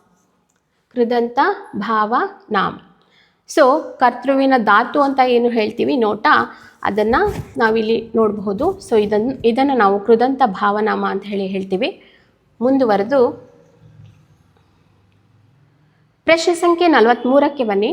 ಇಲ್ಲಿ ನೋಡಿ, ಕವಿಯ ಪ್ರಕಾರ ನಮ್ಮಯ ಬಾಳು ಆಗಿರುವುದು ಏನು ಅಂತ. ಅರಳಿ ನಿಂತಿವೆ, ಎದೆ ಸೆಟೆದು ನಿಂತಿವೆ, ನಕ್ಷತ್ರದಂತೆ ನಗಲಾರವು, ಹಾಗೆ ಹೂಗಳಂತೆ ಚಿಗುರಿ ನಿಂತಿವೆ ಅಂತ ಕೊಟ್ಟಿದ್ದಾರೆ. ಸೊ ಇಲ್ಲಿ ಕೇಳಿರೋದು ನೋಡಿ, ಕವಿಯ ಪ್ರಕಾರ.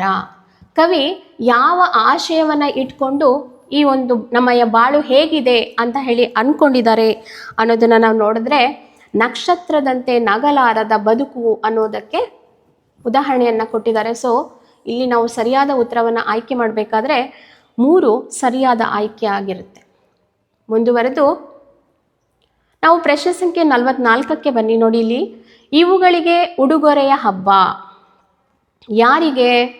ಕಮರಿದ ಜೀವಗಳಿಗ, ನಗಲಾರದ ಬಾಳಿಗ, ಅಥವಾ ಸೆಟೆದು ನಿಲ್ಲದ ದೇಹಕ್ಕ, ಅಥವಾ ಮರಗಿಡದ ಬಳಗಕ್ಕ ಅಂತ ಹೇಳಿ ಇಲ್ಲಿ ಪ್ರಶ್ನೆಯನ್ನು ಕೇಳಿದ್ದಾರೆ. ಸೊ ಉಡುಗೊರೆ ಅಂದರೆ ಏನು?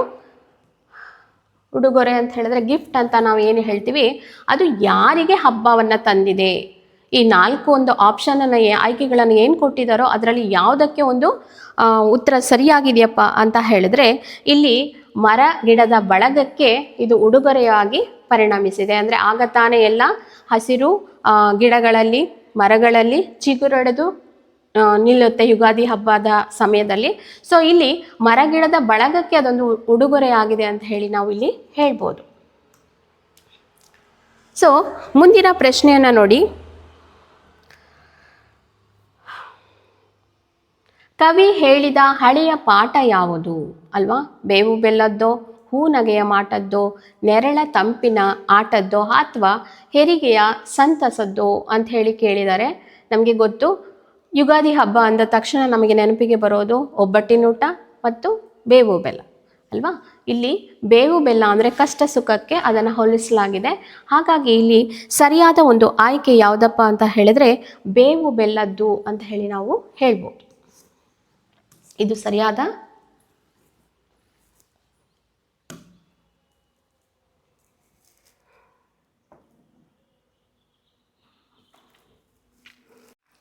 ಇನ್ನು 45ನೇ ಪ್ರಶ್ನೆಯನ್ನು ಗಮನಿಸೋದಾದರೆ ಇಲ್ಲಿ ಕವಿ ಹೇಳಿದಂತಹ ಹಳೆಯ ಪಾಠ ಯಾವುದು ಅನ್ನೋದರ ಬಗ್ಗೆ ಕೇಳಲಾಗಿದೆ.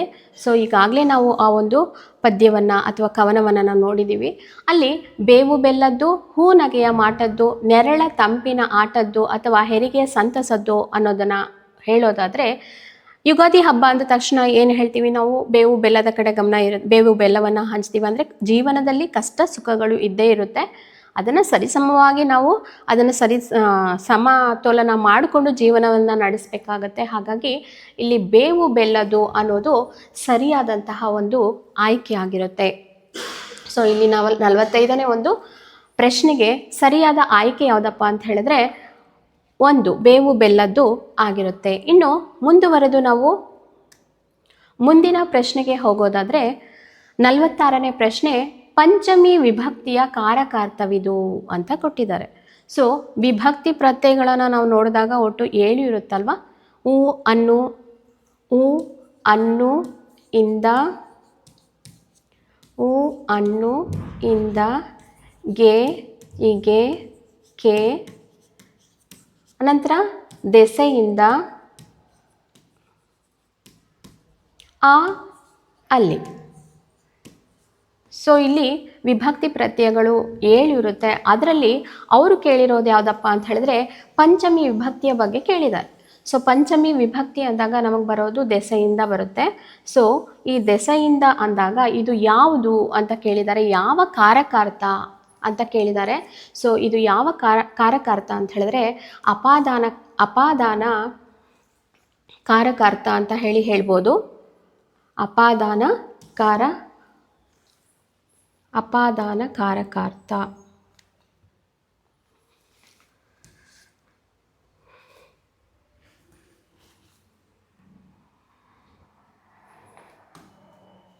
ಎಸ್, ಅಪಾದಾನ ಕಾರಕಾರ್ಥ ಅಂತ ಹೇಳಿ ನಾವು ಹೇಳ್ಬೋದು. ಸೊ ಇನ್ನು ಮುಂದುವರೆದು 47ನೇ ಒಂದು ಪ್ರಶ್ನೆಯನ್ನು ನೋಡೋದಾದರೆ ಒಂದು ಅಥವಾ ಅನೇಕ ವಾಕ್ಯಗಳು ಒಂದು ಪ್ರಧಾನ ವಾಕ್ಯಕ್ಕೆ ಅಧೀನವಾಗಿದ್ದರೆ ಅಂತಹ ವಾಕ್ಯವನ್ನು ನಾವು ಏನಂತ ಕರಿತೀವಿ ಅಂತ ಹೇಳೋದಾಗಿದೆ. ಅಂದರೆ ಅದು ಸಾಮಾನ್ಯ ವಾಕ್ಯವೇ, ಸಂಯೋಜಿತ ವಾಕ್ಯವೇ, ಮಿಶ್ರ ವಾಕ್ಯ ಅಂತ ಹೇಳಿ ಕರಿತೀವ, ಅಥವಾ ನಿಷೇಧಾರ್ಥಕ ವಾಕ್ಯ ಎಂದು ನಾವು ಹೇಳ್ತೀವ ಅನ್ನೋದು ಇಲ್ಲಿ ಪ್ರಶ್ನೆ ಆಗಿದೆ. ಸೊ ಈ ಒಂದು ಪ್ರಶ್ನೆಗೆ ಸರಿಯಾದಂತಹ ಒಂದು ಆಯ್ಕೆ ಅಂತ ಹೇಳಿದ್ರೆ ಅಂದರೆ ಒಂದು ಅಥವಾ ಅನೇಕ ವಾಕ್ಯಗಳು ಒಂದು ಪ್ರಧಾನ ವಾಕ್ಯ, ಒಂದು ಮೂಲ ವಾಕ್ಯಕ್ಕೆ ನಾವೇನಾದರೂ ಅಧೀನ ಆಗಿತ್ತು ಅನ್ನೋದಾದರೆ ಅದನ್ನು ನಾವು ಏನಂತ ಕರಿತೀವಪ್ಪ ಅಂತ ಹೇಳಿದ್ರೆ ಮಿಶ್ರ ವಾಕ್ಯ ಅಂಥೇಳಿ ನಾವು ಕರಿತೀವಿ. ಸೊ ಇಲ್ಲಿ ಸರಿಯಾದ ಆಯ್ಕೆ ಯಾವುದಾಗಿರುತ್ತಪ್ಪ ಅಂತ ಹೇಳಿದ್ರೆ 47ಕ್ಕೆ 3 ಸರಿಯಾದ ಆಯ್ಕೆಯಾಗಿ ಇರುತ್ತೆ. ಸೊ ಮುಂದುವರೆದು ಪ್ರಶ್ನೆ ಸಂಖ್ಯೆ 48ಕ್ಕೆ ಹೋದಾಗ ನೋಡಿ, ಇಲ್ಲಿ ಪ್ರಶ್ನೆ ಸಂಖ್ಯೆಗಳು ನಾವು ಇವಾಗ ನೋಡ್ತಾ ಇರೋದು ವ್ಯಾಕರಣ ಭಾಗಕ್ಕೆ ಸಂಬಂಧಪಟ್ಟ ಹಾಗೆ ಇದೆ. ಸೊ ಹಾಗಾಗಿ ಇಲ್ಲಿ ಜಗಜ್ಯೋತಿ ಬಸವೇಶ್ವರರು 12ನೇ ಶತಮಾನದಲ್ಲಿ ಸಾಮಾಜಿಕ ಕ್ರಾಂತಿಯನ್ನು ಮಾಡಿದರು. ಈ ವಾಕ್ಯದಲ್ಲಿ ಜಗಜ್ಯೋತಿ ಪದವು ಜಗಜ್ಯೋತಿ, ಜಗತ್ ಪ್ಲಸ್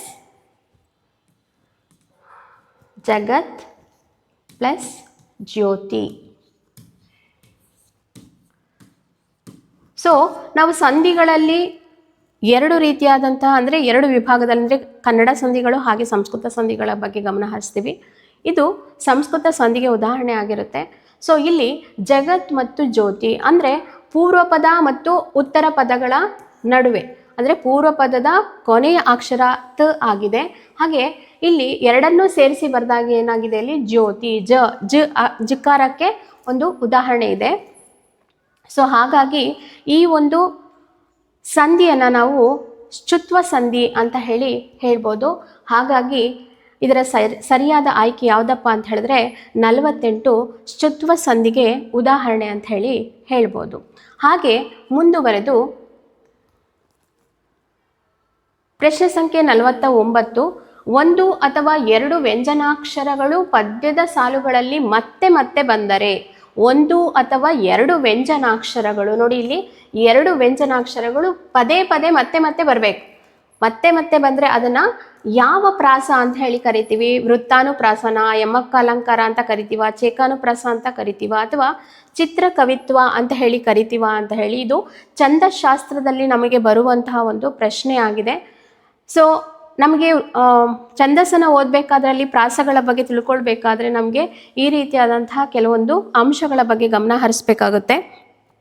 ಸೊ ಹಾಗಾಗಿ ಇಲ್ಲಿ ಇದನ್ನು ನಾವು ಚೇಕಾನುಪ್ರಾಸ ಅನ್ನುವಂತಹ ಒಂದು ಮತ್ತೆ ರಿಪೀಟೆಡ್ಲಿ ನಾವು ಅದನ್ನು ಹೇಳಿದ್ರೆ, ವ್ಯಂಜನಾಕ್ಷರಗಳನ್ನು 1 ಅಥವಾ 2 ವ್ಯಂಜನಾಕ್ಷರಗಳನ್ನು ಪದೇ ಪದೇ ಹೇಳಿದ್ರೆ ಅದನ್ನು ನಾವು ಯಾವುದಪ್ಪ ಅಂತ ಹೇಳ್ತೀವಿ ಅಂದರೆ ಚೇಕಾನುಪ್ರಾಸ ಅಂತ ಹೇಳ್ತೀವಿ.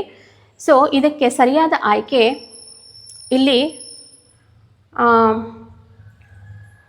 ನೋಡಿ, ಇಲ್ಲಿ 1 3 2 4 ಆಗಿದೆ. ಇಲ್ಲಿ 1 2 ಅಂತ ಮಾಡ್ಕೊಳ್ಳಿ, ಇದು 3 ಆಗುತ್ತೆ ಮತ್ತು ಇದು 4 ಆಗುತ್ತೆ. ಸೊ ಇಲ್ಲಿ ಸರಿಯಾದ ಆಯ್ಕೆಯಲ್ಲಿ 3 ಅಂತ ಹೇಳಿ ನಾವು ಹೇಳ್ಬೋದು. ಹಾಗೆ ಮುಂದುವರೆದು ಪ್ರಶ್ನೆ ಸಂಖ್ಯೆ 50ನ್ನು ಗಮನಿಸೋಣ. ಇಲ್ಲಿ ಹೊಂದಿಸಿ ಬರೆಯಿರಿ ಅಂತ ಕೊಟ್ಟಿದ್ದಾರೆ. ಇದು ಯಾವುದಕ್ಕೆ ಸಂಬಂಧಪಟ್ಟಿದೆ ಅಂತ ಹೇಳಿದ್ರೆ ವೃತ್ತಗಳಿಗೆ, ಕರ್ನಾಟಕ ವೃತ್ತಗಳು ಅಂತ ಹೇಳ್ತೀವಲ್ಲ, ಆ ಕರ್ನಾಟಕ ವೃತ್ತಗಳಿಗೆ ಸಂಬಂಧಪಟ್ಟ ಹಾಗೆ ನಮಗೆ ಪ್ರಶ್ನೆಯನ್ನು ನೀಡಲಾಗಿದೆ. ಇದನ್ನು ಭಾಳಷ್ಟು ಪ್ರಶ್ನೆ ಪತ್ರಿಕೆಗಳಲ್ಲಿ ನಾವು ನೋಡ್ತಾನೆ ಇರ್ತೀವಿ. ಹಾಗಾಗಿ ಇದರ ಕಡೆ ಹೆಚ್ಚಿನ ಅಂದರೆ ನಾವು ಹೆಚ್ಚು ಬಳಸಿದಾಗ ಇದು ನೆನಪಿನಲ್ಲಿ ಇರುತ್ತೆ. ಇದರ ಕಡೆ ಹೆಚ್ಚಿನ ಅಧ್ಯಯನದ ಅಗತ್ಯತೆ ಇರುತ್ತೆ. ಸೊ ಇಲ್ಲಿ ನೋಡಿ, ಶಾರ್ದೂಲ ವಿಕ್ರೀಡಿತ ವೃತ್ತ ಮತ್ತು ಭವಿಕ್ರೀಡಿತ ವೃತ್ತ, ಹಾಗೆ ಚಂಪಕ ಮಾಲಾ ವೃತ್ತ, ಉತ್ಪಲ ಮಾಲಾ ವೃತ್ತ, ಹಾಗೆ ಸ್ತಗ್ಧರ ವೃತ್ತ ಅಂತ ಹೇಳಿ ಬಿ ಪಟ್ಟಿಯಲ್ಲಿ ಕೊಟ್ಟಿದ್ದಾರೆ. ಇದೇನಪ್ಪ, ನ ಜ ಬ ಅಂದರೆ ನಗಣ, ಜಗಣ, ಬಗಣ, ಈ ರೀತಿಯಾಗಿ ನಾವು ಅದನ್ನು ಗಣಗಳನ್ನು 3 ಗುಂಪುಗಳಾಗಿ ಅಂದರೆ 3 ಅಕ್ಷರಗಳ ಗುಂಪುಗಳಾಗಿ ಬಳಸಬೇಕಾದ್ರೆ ನಾವು ಈ ರೀತಿಯಾದಂತಹ ಒಂದು ಅಕ್ಷರಗಳ ಎಣಿಕೆಯನ್ನು ಮಾಡ್ತೀವಿ ಛಂದಶಾಸ್ತ್ರದಲ್ಲಿ. ಸೊ ಹಾಗಾಗಿ ಇದು ಈ ರೀತಿಯಾದಂತಹ ಅಂದರೆ ನಾವೊಂದು ನಗಣ, ಜಗಣ, ಬಗಣ ಮತ್ತು ಜಗಣ, ಜಗಣ, ಜಗಣ ಮತ್ತು ರಗಣ, ಈ ರೀತಿಯಾದಂತಹ ಒಂದು ಸಾಲುಗಳು ಇದ್ದಾಗ, ಅಕ್ಷರಗಳ ಗುಂಪು ಇದ್ದಾಗ ಇದನ್ನು ಏನಂತ ಕರಿತೀವಪ್ಪ, ಅದನ್ನು ಈ ಒಂದು ಬಿ ಪಟ್ಟಿಯಲ್ಲಿ ಇರುವಂತಹ ಒಂದು ಸಾಲಿಗೆ ಹೊಂದಿಸಬೇಕು ಅನ್ನೋದಾದರೆ ಇದನ್ನು ನಾವು ಚಂಪಕ ಮಾಲಾ ವೃತ್ತ ಅಂತ ಹೇಳಿ ಕರಿತೀವಿ. ಈ ರೀತಿಯಾದಂತಹ ಲಕ್ಷಣಗಳು ಇದ್ದರೆ ಅದನ್ನು ಚಂಪಕ ಮಾಲಾ ವೃತ್ತ ಅಂತ ಹೇಳಿ ಕರಿತೀವಿ. ಹಾಗೆ ನೋಡಿ, ಎರಡನೇದು ಮಗಣ, ರಗಣ, ಭಗಣ, ಹಾಗೆ ನಗಣ ಮತ್ತು ಯಗಣ 3 ಬಾರಿ ಬಂದಿದ್ರೆ ಅಲ್ಲಿ ಅದನ್ನು ನಾವು ಏನಂತ ಹೇಳಿ ಕರಿತೀವಿ ಅಂದರೆ ಯಾವ ಒಂದು ವೃತ್ತಕ್ಕೆ ಉದಾಹರಣೆ ಅಂತ ಹೇಳ್ಬೋದಪ್ಪ ಅಂತ ಹೇಳಿದರೆ ಇದು ಸ್ತಗ್ಧರ. ಅಂದರೆ 4 ಸಾಲುಗಳಿರುತ್ತೆ ಮತ್ತು 21 ಅಕ್ಷರಗಳು ಇರುತ್ತೆ. ಸೊ ಹಾಗಾಗಿ ಇದನ್ನು ನಾವು ಸ್ತಗ್ಧರ ವೃತ್ತ ಅಂತ ಹೇಳಿ ಕರಿತೀವಿ. ಅದೇ ರೀತಿಯಲ್ಲಿ ಭಗಣ, ರಗಣ, ನಗಣ ಮತ್ತು 2 ಬಗಣಗಳು, ರಗಣ, 1 ಲಘು ಮತ್ತು ಗುರು, ಇದಿಷ್ಟು ಇದ್ದರೆ ಆ ಒಂದು ವೃತ್ತವನ್ನು ಏನೆಂದು ಕರಿತೀವಿ ಅಂತ ಹೇಳಿದ್ರೆ ಅದನ್ನು ನಾವು ಉತ್ಪಲ ಮಾಲಾ ವೃತ್ತ ಅಂತ ಹೇಳಿ ಕರಿತೀವಿ. ಇಲ್ಲಿ 4 ಸಾಲುಗಳಿರಬೇಕು ಮತ್ತು 20 ಅಕ್ಷರಗಳು ಇರಬೇಕು. ಹಾಗಾಗಿ ಇಲ್ಲಿ ಇದನ್ನು ನಾವು ಉತ್ಪಲ ಮಾಲಾ ವೃತ್ತಕ್ಕೆ ಹೊಂದಿಸ್ಬೋದು. ಹಾಗೆ ಕೊನೆಯಲ್ಲಿ ಇರುವಂಥದ್ದು ನೋಡಿ, ಸಗಣ, ಬಗಣ, ರಗಣ ಮತ್ತು ನಗಣ ಬಂದಿದೆ, ಮಗಣ ಇರಬೇಕು, ಹಾಗೆ ಯಗಣ ಇರಬೇಕು. 1 ಲಘು ಮತ್ತು ಗುರು ಇದ್ದ ಪಕ್ಷದಲ್ಲಿ ಅದನ್ನು ನಾವು ಏನೆಂದು ಕರಿಬಹುದು ಅಂತ ಹೇಳಿದ್ರೆ ಅದನ್ನು ಮತ್ತೆ ಭವಿಕ್ರೀಡಿತ ಅಂತ ಹೇಳಿ ಕರಿತೀವಿ. ಸೊ ಈ ಒಂದು ಗಣಗಳಿಗೆ ಹೊಂದಿಕೆ ಆಗುವ ಹಾಗೆ ಇದನ್ನು ನಾವು ಹೊಂದಿಸಿದ್ದೀವಿ. ಹಾಗಾಗಿ ಇಲ್ಲಿ ಉತ್ತರ ಯಾವುದಪ್ಪ ಅಂತ ಹೇಳಿದ್ರೆ ಇಲ್ಲಿ ನೋಡಿ, 1ಕ್ಕೆ ನಾವು ಸಿ ಹಾಕಿದ್ದೀವಿ, ಹಾಗೆ 2 ಸ್ತಗ್ಧರ ವೃತ್ತ ಆಗುತ್ತೆ. So second one is E. ಹಾಗೆ 3ನೇದು ಈ ರೀತಿಯಾದಂತಹ ಅಕ್ಷರಗಳ ಗುಂಪು ಇದ್ದ ಪಕ್ಷದಲ್ಲಿ ಅದನ್ನು ಉತ್ಪಲ ಮಾಲಾ ವೃತ್ತ ಅಂತ ಹೇಳ್ತೀವಿ. So D. ಹಾಗೆ 4 ಇಲ್ಲಿ ಕಾಣಿಸಿದಂತಹ ಒಂದು ಅಕ್ಷರಗಳ ಗುಂಪು ಇದ್ದಾಗ ಅದನ್ನು ಮತ್ತೆ ವಿಕ್ರೀಡಿತ ವೃತ್ತ ಅಂತ ಹೇಳಿ ಕರಿತೀವಿ. ಇದನ್ನು ನಾವು ಬಿ ಅಂತ ಹೇಳೋದಾದರೆ, ಸೊ ಇಲ್ಲಿ ಆಯ್ಕೆಗಳನ್ನು ಕೊಟ್ಟಿದ್ದಾರೆ. ಆ ಆಯ್ಕೆಗಳನ್ನು ಗಮನಿಸಿ. 1 ಸಿ ಆಗಿರಬೇಕು. ಸೊ ಇಲ್ಲಿ ನಾವು ಈ 2ರಲ್ಲೂ ಸಹ ಸಿ ಇರೋದನ್ನು ನೋಡ್ತೀವಿ. ಮತ್ತು 2 ಇ ಆಗಿರಬೇಕು. ಇಲ್ಲೂ ಕೂಡ ಇದೆ ಮತ್ತು ಇಲ್ಲೂ ಕೂಡ ಇದೆ. ಮತ್ತು ಮುಂದುವರೆದು ನೋಡಿ, 3ನೇದು ಡಿ ಇರಬೇಕು ಅಂತ ಕೊಟ್ಟಿದ್ದಾರೆ. ಸೊ ಅಲ್ಲಿ ನೋಡಿದ ತಕ್ಷಣ ನಿಮ್ಗೆ ಅರ್ಥ ಆಗಬಹುದು. ಸೊ ಸರಿಯಾದ ಆಯ್ಕೆಯಲ್ಲಿ 4 ಆಗಿರುತ್ತೆ. ಸೊ ನಾವು 4ನ್ನು ಆಯ್ಕೆ ಮಾಡಬೇಕಾಗುತ್ತೆ ಈ ಪ್ರಶ್ನೆಗೆ. ಸೊ ಇದಿಷ್ಟು ಕೂಡ ಇಲ್ಲಿ ನಾವು ವ್ಯಾಕರಣದ ಅಂಶಕ್ಕೆ ಸಂಬಂಧಪಟ್ಟ ಹಾಗೆ ಪ್ರಶ್ನೆಗಳನ್ನು ಕೊಡಲಾಗಿತ್ತು. ಸೊ ಅದರ ಒಂದು ಸಲ್ಯೂಷನನ್ನು ನೋಡಿದ್ವಿ. ಹಾಗೆ ಮುಂದುವರೆದು ಈ ಕನ್ನಡ ಪೆಡಗಾಗಿ ಬೋಧನಾ ಶಾಸ್ತ್ರ ಅಂತ ಹೇಳಿ ಏನು ಹೇಳ್ತೀವೋ ಅದಕ್ಕೆ ಸಂಬಂಧಪಟ್ಟ ಹಾಗೆ 51ರಿಂದ 60ನೇ ಪ್ರಶ್ನೆಗಳವರೆಗೆ ಇದೇ ರೀತಿಯಾದಂತಹ ಪ್ರಶ್ನೆಗಳನ್ನು ಕೇಳಿದ್ದಾರೆ. ಸೊ ಹಾಗಾಗಿ ಮುಂದುವರೆದು ಈ ಪ್ರಶ್ನೆಯನ್ನು ಬಿಡಿಸೋದಾದರೆ, ಉತ್ತಮ ಮಾತುಗಾರಿಕೆಯ ಲಕ್ಷಣವಲ್ಲ ಅಂತ ಕೇಳಿದ್ದಾರೆ. ನೋಡಿ, ಓದಬೇಕಾದ್ರೆ ನಾವು ಪ್ರಶ್ನೆಯನ್ನು ಸರಿಯಾಗಿ, ಅಂದರೆ ಕೊನೆಯಲ್ಲಿ ನಮಗೆ ಸಮಯದ ಅಭಾವದಿಂದನೋ ಫಾಸ್ಟಾಗಿ ಓದಲಿಕ್ಕೆ ಟ್ರೈ ಮಾಡ್ತೀವಿ. ಅದಕ್ಕೆ ಬದಲಾಗಿ ನಾವು ಪ್ರಶ್ನೆಯನ್ನು ಓದಬೇಕಾದ್ರೆ ಬಹಳ ನಿಧಾನವಾಗಿ ಗಮನಿಸ್ತಾ ಓದಬೇಕಾಗತ್ತೆ. ಸೊ ಉತ್ತಮ ಮಾತುಗಾರಿಕೆಯ ಲಕ್ಷಣ ಅಲ್ಲ ಅಂತ ಹೇಳಿಕೊಟ್ಟಿದ್ದಾರೆ. ಸೊ ಮಾತು ಸಹಜವಾಗಿ, ನೇರವಾಗಿ, ಸರಳ ಹಾಗೂ ನಿರ್ದಿಷ್ಟವಾಗಿ ಹೊರಹೊಮ್ಮಬೇಕು. ಹೌದಾ? ಈ ಒಂದು ಲಕ್ಷಣ ಇರಲೇಬೇಕು. ಉತ್ತಮ ಮಾತುಗಾರಿಕೆಗೆ ಈ ಲಕ್ಷಣ ಇರಬೇಕು. ಆದರೆ ಇಲ್ಲಿ ಲಕ್ಷಣ ಅಲ್ಲ ಅಂತ ಕೇಳಿದ್ದಾರೆ. ಸೊ ಇಲ್ಲಿ ಈ ಆಯ್ಕೆ ಏನಾಗುತ್ತೆ? ತಪ್ಪಾಗುತ್ತೆ. ಮಾತಿನಲ್ಲಿ ಹಿಮ್ಮರಳುವಿಕೆ, ಮೋಸ್ಟ್ಲಿ ಇದು ತಪ್ಪಾಗಿದೆ. ಹಿಮ್ಮರಳುವಿಕೆ,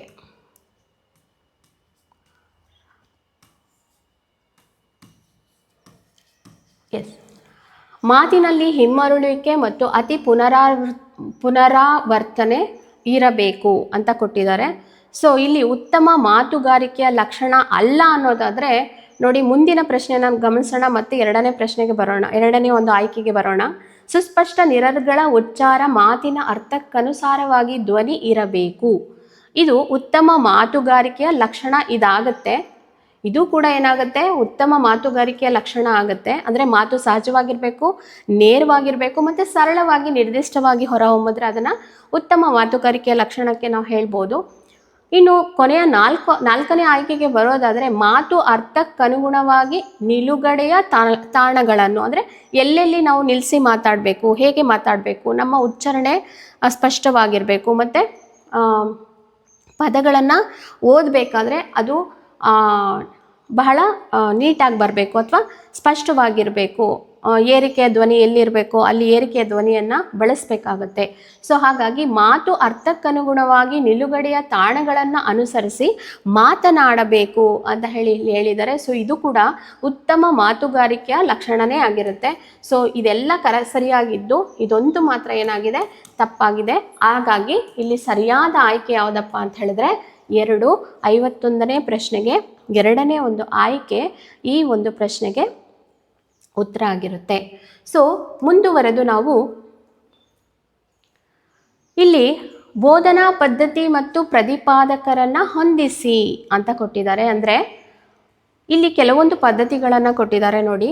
ಎ ಪಟ್ಟಿಯಲ್ಲಿ ಕ್ರೀಡಾ ಪದ್ಧತಿ ಇರ್ಬೋದು, ಯೋಜನಾ ಪದ್ಧತಿ ಇರ್ಬೋದು, ಹಾಗೆ ಮಾಂಟಸರಿ ಪದ್ಧತಿ ಇರ್ಬೋದು, ಹಾಗೆ ಕಿಂಡರ್ ಗಾರ್ಡನ್ ಪದ್ಧತಿ ಅಂತ ಹೇಳಿ ಇದೆ. ಅಂದರೆ ಹಲವಾರು ಪದ್ಧತಿಗಳು ನಾವು ನಮ್ಮ ಒಂದು ಟೀಚಿಂಗ್ ಮೆಥಡಲ್ಲಿ ಉಪಯೋಗಿಸ್ಕೊಳ್ತೀವಿ. ಹಾಗಾಗಿ ಯಾವ ಒಂದು ಪದ್ಧತಿಗಳನ್ನು ಯಾರು ಅದನ್ನು ಪ್ರತಿಪಾದಿಸಿದ್ರು ಅಂತ ಹೇಳಿ ನಾವು ಇಲ್ಲಿ ಬರಿಬೇಕಾಗುತ್ತೆ ಅಥವಾ ಇಲ್ಲಿ ಮ್ಯಾಚ್ ಮಾಡಬೇಕಾಗತ್ತೆ. ನೋಡಿ, ಇಲ್ಲಿ ಕ್ರೀಡಾ ಪದ್ಧತಿ ಅಂತ ಹೇಳಿ ಮೊದಲನೇದಾಗಿ ಕೊಟ್ಟಿದ್ದಾರೆ. ಸೊ ಈ ಒಂದು ಕ್ರೀಡಾ ಪದ್ಧತಿಯನ್ನು ಯಾರಪ್ಪ ತಂದಿದ್ದು ಅಂತ ಹೇಳಿದ್ರೆ ಕಾಲ್ಡವೆಲ್ ಕುಕ್ ಅಂತ ಹೇಳಿ, ಕಾಲ್ಡವೆಲ್ ಕುಕ್ ಅಂತ ಅನ್ನೋರು ಈ ಕ್ರೀಡಾ ಪದ್ಧತಿಯ ಬಗ್ಗೆ ನಮಗೆ ಇಂಟ್ರೊಡ್ಯೂಸ್ ಮಾಡಿದ್ದು. ಹಾಗೆ ಯೋಜನಾ ಪದ್ಧತಿ ಬಗ್ಗೆ ಕೊಟ್ಟಿದ್ದು ಕಿಲ್ ಪ್ಯಾಟ್ರಿಕ್ ಅನ್ನುವಂಥವರು ಯೋಜನಾ ಪದ್ಧತಿಯ ಬಗ್ಗೆ ನಮಗೆ ತಿಳಿಸ್ಕೊಟ್ಟಿದ್ದಾರೆ. ಅದರ ಪ್ರತಿಪಾದಕರು ಇವರಾಗಿರ್ತಾರೆ. ಹಾಗೆ ಮಾಂಟೆಸರಿ ಪದ್ಧತಿ ಅಂದರೆ ಏನು, KG ಸೆಕ್ಷನ್ನಲ್ಲಿ ಪಾಠ ಮಾಡುವಂತಹ ಶಿಕ್ಷಕರಿಗೆ ಈ ಒಂದು ಮಾಂಟೆಸರಿ ಪದ್ಧತಿಯನ್ನು ಇಂಟ್ರೊಡ್ಯೂಸ್ ಮಾಡಿದ್ದು ಯಾರಪ್ಪ ಅಂತ ಹೇಳಿದ್ರೆ ನಮ್ಮ ಮೇರಿಯಾ ಮಾಂಟೆಸರಿ ಅನ್ನುವಂಥವರು. ಹಾಗೆ ಕಿಂಡರ್ ಗಾರ್ಡನ್ ಪದ್ಧತಿ ಅಂದ ತಕ್ಷಣ ನಮಗೆ ನೆನಪಿಗೆ ಬರೋರು ಯಾರಪ್ಪ ಅಂತ ಹೇಳಿದ್ರೆ ಫ್ರೆಡ್ರಿಕ್ ಫ್ರೋಬೆಲ್ ಅನ್ನೋರು. ಸೊ ಈ ಒಂದು 4 ಆಯ್ಕೆಗಳ ಬಗ್ಗೆ ನಾವು ಗಮನ ಹರಿಸೋದಾದರೆ ಇಲ್ಲಿ ನೋಡಿ, ಮೊದಲನೇದು ಕ್ರೀಡಾ ಪದ್ಧತಿಯನ್ನು ನಮಗೆ ಹೇಳಿದ್ದು ಪ್ರತಿಪಾದಕರು ಯಾರಪ್ಪ ಅಂತ ಹೇಳಿದ್ರೆ ಕಾಲ್ಡ್ವೆಲ್ ಕುಕ್ ಅನ್ನೋರು. ಹಾಗೆ ಎರಡನೆಯದಾಗಿ ಯೋಜನಾ ಪದ್ಧತಿಯನ್ನು ನಮಗೆ ಹೇಳಿಕೊಟ್ಟಿದ್ದು ಯಾರಪ್ಪ ಅಂತ ಹೇಳಿದ್ರೆ ಕಿಲ್ ಪ್ಯಾಟ್ರಿಕ್. ಹಾಗೆ ಮಾಂಟೆಸರಿ ಪದ್ಧತಿಯ ಬಗ್ಗೆ ನಮಗೆ ತಿಳಿಸ್ಕೊಟ್ಟಿದ್ದು ಮೇರಿಯಾ ಮಾಂಟೆಸರಿ ಅಂತ ಹೇಳಿ ಟಿ ಆಗುತ್ತೆ. ಹಾಗೆ 4th ಒನ್ ಕಿಂಡರ್ ಗಾರ್ಡನ್ ಪದ್ಧತಿಯನ್ನು ನಮಗೆ ತಿಳಿಸ್ಕೊಟ್ಟಿದ್ದು ಯಾರು ಅಂತ ಹೇಳಿದ್ರೆ ಫ್ರೆಡರಿಕ್ ಫ್ರೋಬೆಲ್ ಅನ್ನೋಂಥವ್ರು. ಸೊ ಇಲ್ಲಿ ಮೊದಲ ಯಾವ ಆಯ್ಕೆಗಳು ಇಲ್ಲಿ ಸರಿಯಾಗಿದೆ ಅಂತ ನೋಡೋಣ. 1C ಆಗಿರಬೇಕು. ಸೊ ಇಲ್ಲಿ ನೋಡಿದಾಗ ನಮಗೆ 1ರಲ್ಲಿ ಇದು 2 ಕಾಣುತ್ತೆ. ಹಾಗೆ 2ನ್ನು ನೋಡಿದಾಗ ಆಯ್ಕೆ 2ಕ್ಕೆ ಎ ಸರಿಯಾಗಿರುತ್ತೆ. ಸೊ ನೋಡಿ ಇದು ಬರುತ್ತೆ. ಓಕೆ, ಮೂರನೇ ಒಂದು ಆಯ್ಕೆಯನ್ನು ನೋಡಿದಾಗ ನೋಡಿ 3ಕ್ಕೆ ಡಿ ಬಂದಿರಬೇಕು. ಸೊ ಇಲ್ಲಿ ಬಂದಿದೆ. ಹಾಗೆ 4ಕ್ಕೆ ಬಿ. ಸರಿಯಾದ ಆಯ್ಕೆ ಯಾವುದಪ್ಪ ಆಗಿರುತ್ತೆ ಅಂತ ಹೇಳಿದ್ರೆ 4. ಅಂದರೆ 52ನೇ ಒಂದು ಪ್ರಶ್ನೆಗೆ ಸರಿಯಾದ ಆಯ್ಕೆ ಯಾವುದು ಅಂತ ಹೇಳಿದ್ರೆ 4 ಅಂಥೇಳಿ ನಾವು ಹೇಳ್ಬೋದು. ಇನ್ನು 53ನೇ ಪ್ರಶ್ನೆಯ ಕಡೆ ಗಮನ ಹರಿಸೋದಾದರೆ, ಕೆಳಗಿನವುಗಳಲ್ಲಿ ಇದು ದೃಶ್ಯ ಮಾಧ್ಯಮವಲ್ಲ. ದೃಶ್ಯ ಮಾಧ್ಯಮವಲ್ಲ ಅಂತ ಹೇಳಿದ್ದಾರೆ. ದೃಶ್ಯ ಅಂತ ಹೇಳಿದ್ರೆ ನೋಡೋ ಅಂಥದ್ದಲ್ವ. ಸೊ ಗ್ಲೋಬ್ ಇದು ಆಗತ್ತಾ? ಇದು ಸೊ ಇದನ್ನು ನಾವು ನೋಡಬಹುದು. ಹಾಗಾಗಿ ಇದು ಪ್ರಶ್ನೆಗೆ ಆಯ್ಕೆ ಅಲ್ಲ. ದಿನಪತ್ರಿಕೆ ಇದನ್ನು ಸಹ ನಾವು ನೋಡ್ತೀವಿ, ಇದು ಕೂಡ ಆಯ್ಕೆ ಆಗೋಲ್ಲ. ಹಾಗೆ ವ್ಯಂಗ್ಯ ಚಿತ್ರಗಳನ್ನು ಕೂಡ ನಾವು ನೋಡಬಹುದು, ಇದು ಕೂಡ ಆಗಲ್ಲ. ಆದರೆ ಬಾನುಲಿ ಇದು ಸರಿಯಾದ ಆಯ್ಕೆ. ಇದು ದೃಶ್ಯ ಮಾಧ್ಯಮ ಅಲ್ಲ, ಬದಲಾಗಿ ನಾವು ಅದನ್ನು ಕೇಳಿಸ್ಕೊಳ್ತೀವಿ. ಆಕಾಶವಾಣಿ ಅಂತ ಏನು ಹೇಳ್ತೀವಿ ಅದನ್ನು ಬಾನುಲಿ ಅಂತ ಹೇಳ್ತೀವಿ. ಸೊ ಸರಿಯಾದ ಆಯ್ಕೆ ಏನಾಗುತ್ತೆ? 53ಕ್ಕೆ 3 ಸರಿಯಾದ ಆಯ್ಕೆ ಆಗುತ್ತೆ. ಇನ್ನು ಮುಂದುವರೆದು 54ನೇ ಪ್ರಶ್ನೆಯ ಕಡೆ ಗಮನ ಹರಿಸೋದಾದರೆ ನೋಡಿ, ಉತ್ತಮ ಕೈ ಬರಹದ ಲಕ್ಷಣಗಳಿವು. ಅಂದರೆ ಉತ್ತಮವಾದಂತಹ ಸುಂದರವಾದಂತಹ ಕೈ ಬರಹವನ್ನು ಹೊಂದಬೇಕಾದ್ರೆ ಯಾವ ರೀತಿಯಾದಂತಹ ಲಕ್ಷಣಗಳು ಇರಬೇಕು ಅನ್ನೋದು ಇಲ್ಲಿ ಕೊಟ್ಟಿದ್ದಾರೆ. ಕೈ ಬರಹವು ದುಂಡಾಗಿ ಮತ್ತು ಆಕರ್ಷಕವಾಗಿರಬೇಕು. ಕೈ ಬರಹವು ಕಾಗುಣಿತ ದೋಷಗಳೊಂದಿಗೆ ತಿದ್ದಿ ಬರೆಯುವುದು. ಹಾಗೆ ಕೈ ಬರಹದ ಅಕ್ಷರಗಳು ಸುಸ್ಪಷ್ಟವಾಗಿರಬೇಕು. ಅಕ್ಷರಗಳ ಪದಗಳ ಜೋಡಣೆ ಸುಸಂಬದ್ಧವಾಗಿರಬೇಕು ಅನ್ನುವಂತಹ 4 ಆಯ್ಕೆಗಳನ್ನು ಕೊಟ್ಟಿದ್ದಾರೆ. ಸೊ ಈ 4 ಆಯ್ಕೆಗಳಲ್ಲಿ ಉತ್ತಮ ಕೈ ಬರಹದ ಗುಣಗಳು ಯಾವುದಾಗಿರುತ್ತಪ್ಪ ಅಂತ ಹೇಳಿದ್ರೆ, ಕೈ ಬರಹವು ದುಂಡಾಗಿರ್ಬೇಕಾ, ಆಕರ್ಷಕವಾಗಿರಬೇಕಾ? ಹೌದು, ಇದು ಸರಿಯಾದಂತಹ ಒಂದು ಆಯ್ಕೆಯಾಗಿದೆ. ಹಾಗೆ ಕೈ ಬರಹವು ಕಾಗುಣಿತ ದೋಷಗಳೊಂದಿಗೆ ತಿದ್ದಿ ಬರೆದಿರಬೇಕಾ? ಇಲ್ಲ, ಇದು ಖಂಡಿತ ಆಗಿರಬಾರ್ದು. ಹಾಗೆ ಮೂರನೇ ಒಂದು ಆಯ್ಕೆಯನ್ನು ನೋಡಿದಾಗ ನೋಡಿ, ಕೈ ಬರಹದ ಅಕ್ಷರಗಳು ಸುಸ್ಪಷ್ಟವಾಗಿರಬೇಕಾ? ಎಸ್, ಹೌದು, ಸುಸ್ಪಷ್ಟವಾಗಿ ಕೈ ಬರಹದ ಅಕ್ಷರಗಳು ಕಾಣಿಸ್ಬೇಕು ನಮಗೆ. ಹಾಗೆ 4ನೇ ಒಂದು ಆಯ್ಕೆ ಅಂದರೆ ಅಲ್ಲಿ ಇರುವಂತಹ ಸಾಲುಗಳನ್ನು ಗಮನಿಸಿದಾಗ ನೋಡಿ, ಅಕ್ಷರ ಪದಗಳ ಜೋಡಣೆ ಸುಸಂಬದ್ಧವಾಗಿ ಇರಬೇಕಾ ಅನ್ನೋದು ಕೇಳಿದ್ದಾರೆ. ಹೌದು, ಅಕ್ಷರಗಳ ಪದಗಳ ಜೋಡಣೆ ಹೇಗಿರಬೇಕು? ಸುಸಂಬದ್ಧವಾಗಿಯೇ ಇರಬೇಕು. ಹಾಗಾಗಿ ಇದು ಕೂಡ ಏನಾಗಿರುತ್ತೆ? ಆಯ್ಕೆಗಳು ಸರಿಯಾಗಿದೆ.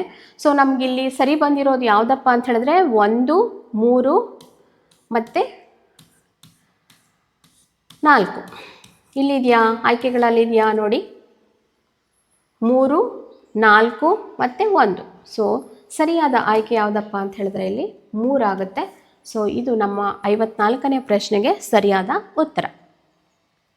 ಇನ್ನು ಮುಂದುವರೆದು ನಾವು 56ನೇ ಪ್ರಶ್ನೆ ಕಡೆ ಗಮನ ಹರಿಸೋಣ. ಸೊ ಬರಹದಲ್ಲಿರುವಂತಹ ಅಥವಾ ಮೌಖಿಕ ವಿಷಯವೊಂದನ್ನು ಒಂದು ಭಾಷೆಯಿಂದ ಮತ್ತೊಂದು ಭಾಷೆಗೆ ಪರಿವರ್ತಿಸೋದು ಅಂದರೆ ಟ್ರಾನ್ಸ್ಲೇಟ್ ಮಾಡೋದು ಅಂತ. ಸೊ ಬರಹದಲ್ಲಿ ಏನೋ ಒಂದು ಟಿಪ್ಪಣಿ ಇರಬಹುದು ಅದು, ಅಥವಾ ಮೌಖಿಕ ವಿಷಯ, ಮೌಖಿಕ ಅಂತ ಹೇಳಿದ್ರೆ ಬಾಯಲ್ಲಿ ಹೇಳುವಂಥದ್ದು. ಸೊ ಅಂಥ ವಿಷಯವನ್ನು, ಸಬ್ಜೆಕ್ಟನ್ನು ಒಂದು ಭಾಷೆಯಿಂದ ಮತ್ತೊಂದು ಭಾಷೆಗೆ ನಾವೇನಾದರೂ ಪರಿವರ್ತಿಸಿದ್ರೆ ಅದನ್ನು ರೂಪಾಂತರ ಅಂತ ಕರಿತೀವೋ, ಭಾಷಾಂತರ ಅಂತ ಕರಿತೀವೋ, ಅರ್ಥಾಂತರ ನ್ಯಾಸ ಅಂತ ಕರಿತೀವೋ, ಅಥವಾ ರೂಪಕಾಂತರ ಅಂತ ಹೇಳಿ ಕರಿತೀವೋ ಅಂತ ಹೇಳಿ ಇಲ್ಲಿ ಪ್ರಶ್ನೆ ಇದೆ. ಸೊ ಇದಕ್ಕೆ ಸರಿಯಾದ ಉತ್ತರ ನೀವು ಈಗಾಗಲೇ ಊಹಿಸಿರ್ಬೋದು. ಏನಪ್ಪ ಅಂತ ಹೇಳಿದ್ರೆ, ಈ ಒಂದು ಆಯ್ಕೆಗೆ ಸರಿಯಾದಂತಹ ಒಂದು, ಈ ಒಂದು ಪ್ರಶ್ನೆಗೆ ಸರಿಯಾದಂತಹ ಒಂದು ಉತ್ತರ ಅಂತ ಹೇಳಿದ್ರೆ ಇಲ್ಲಿ ಭಾಷಾಂತರ ಅಂತ ಹೇಳಿ ನಾವು ಹೇಳ್ಬೋದು. ಟ್ರಾನ್ಸ್ಲೇಟ್ ಮಾಡುವಂಥದ್ದು ಭಾಷಾಂತರ, ಭಾಷೆಯನ್ನು ಬೇರೆ ಭಾಷೆಗೆ ಪರಿವರ್ತಿಸೋದು ಅಂತ ಅಷ್ಟೆ. ಸೊ ಮುಂದಿನ ಒಂದು ಪ್ರಶ್ನೆ ಕಡೆ ಗಮನ ಹರಿಸೋಣ.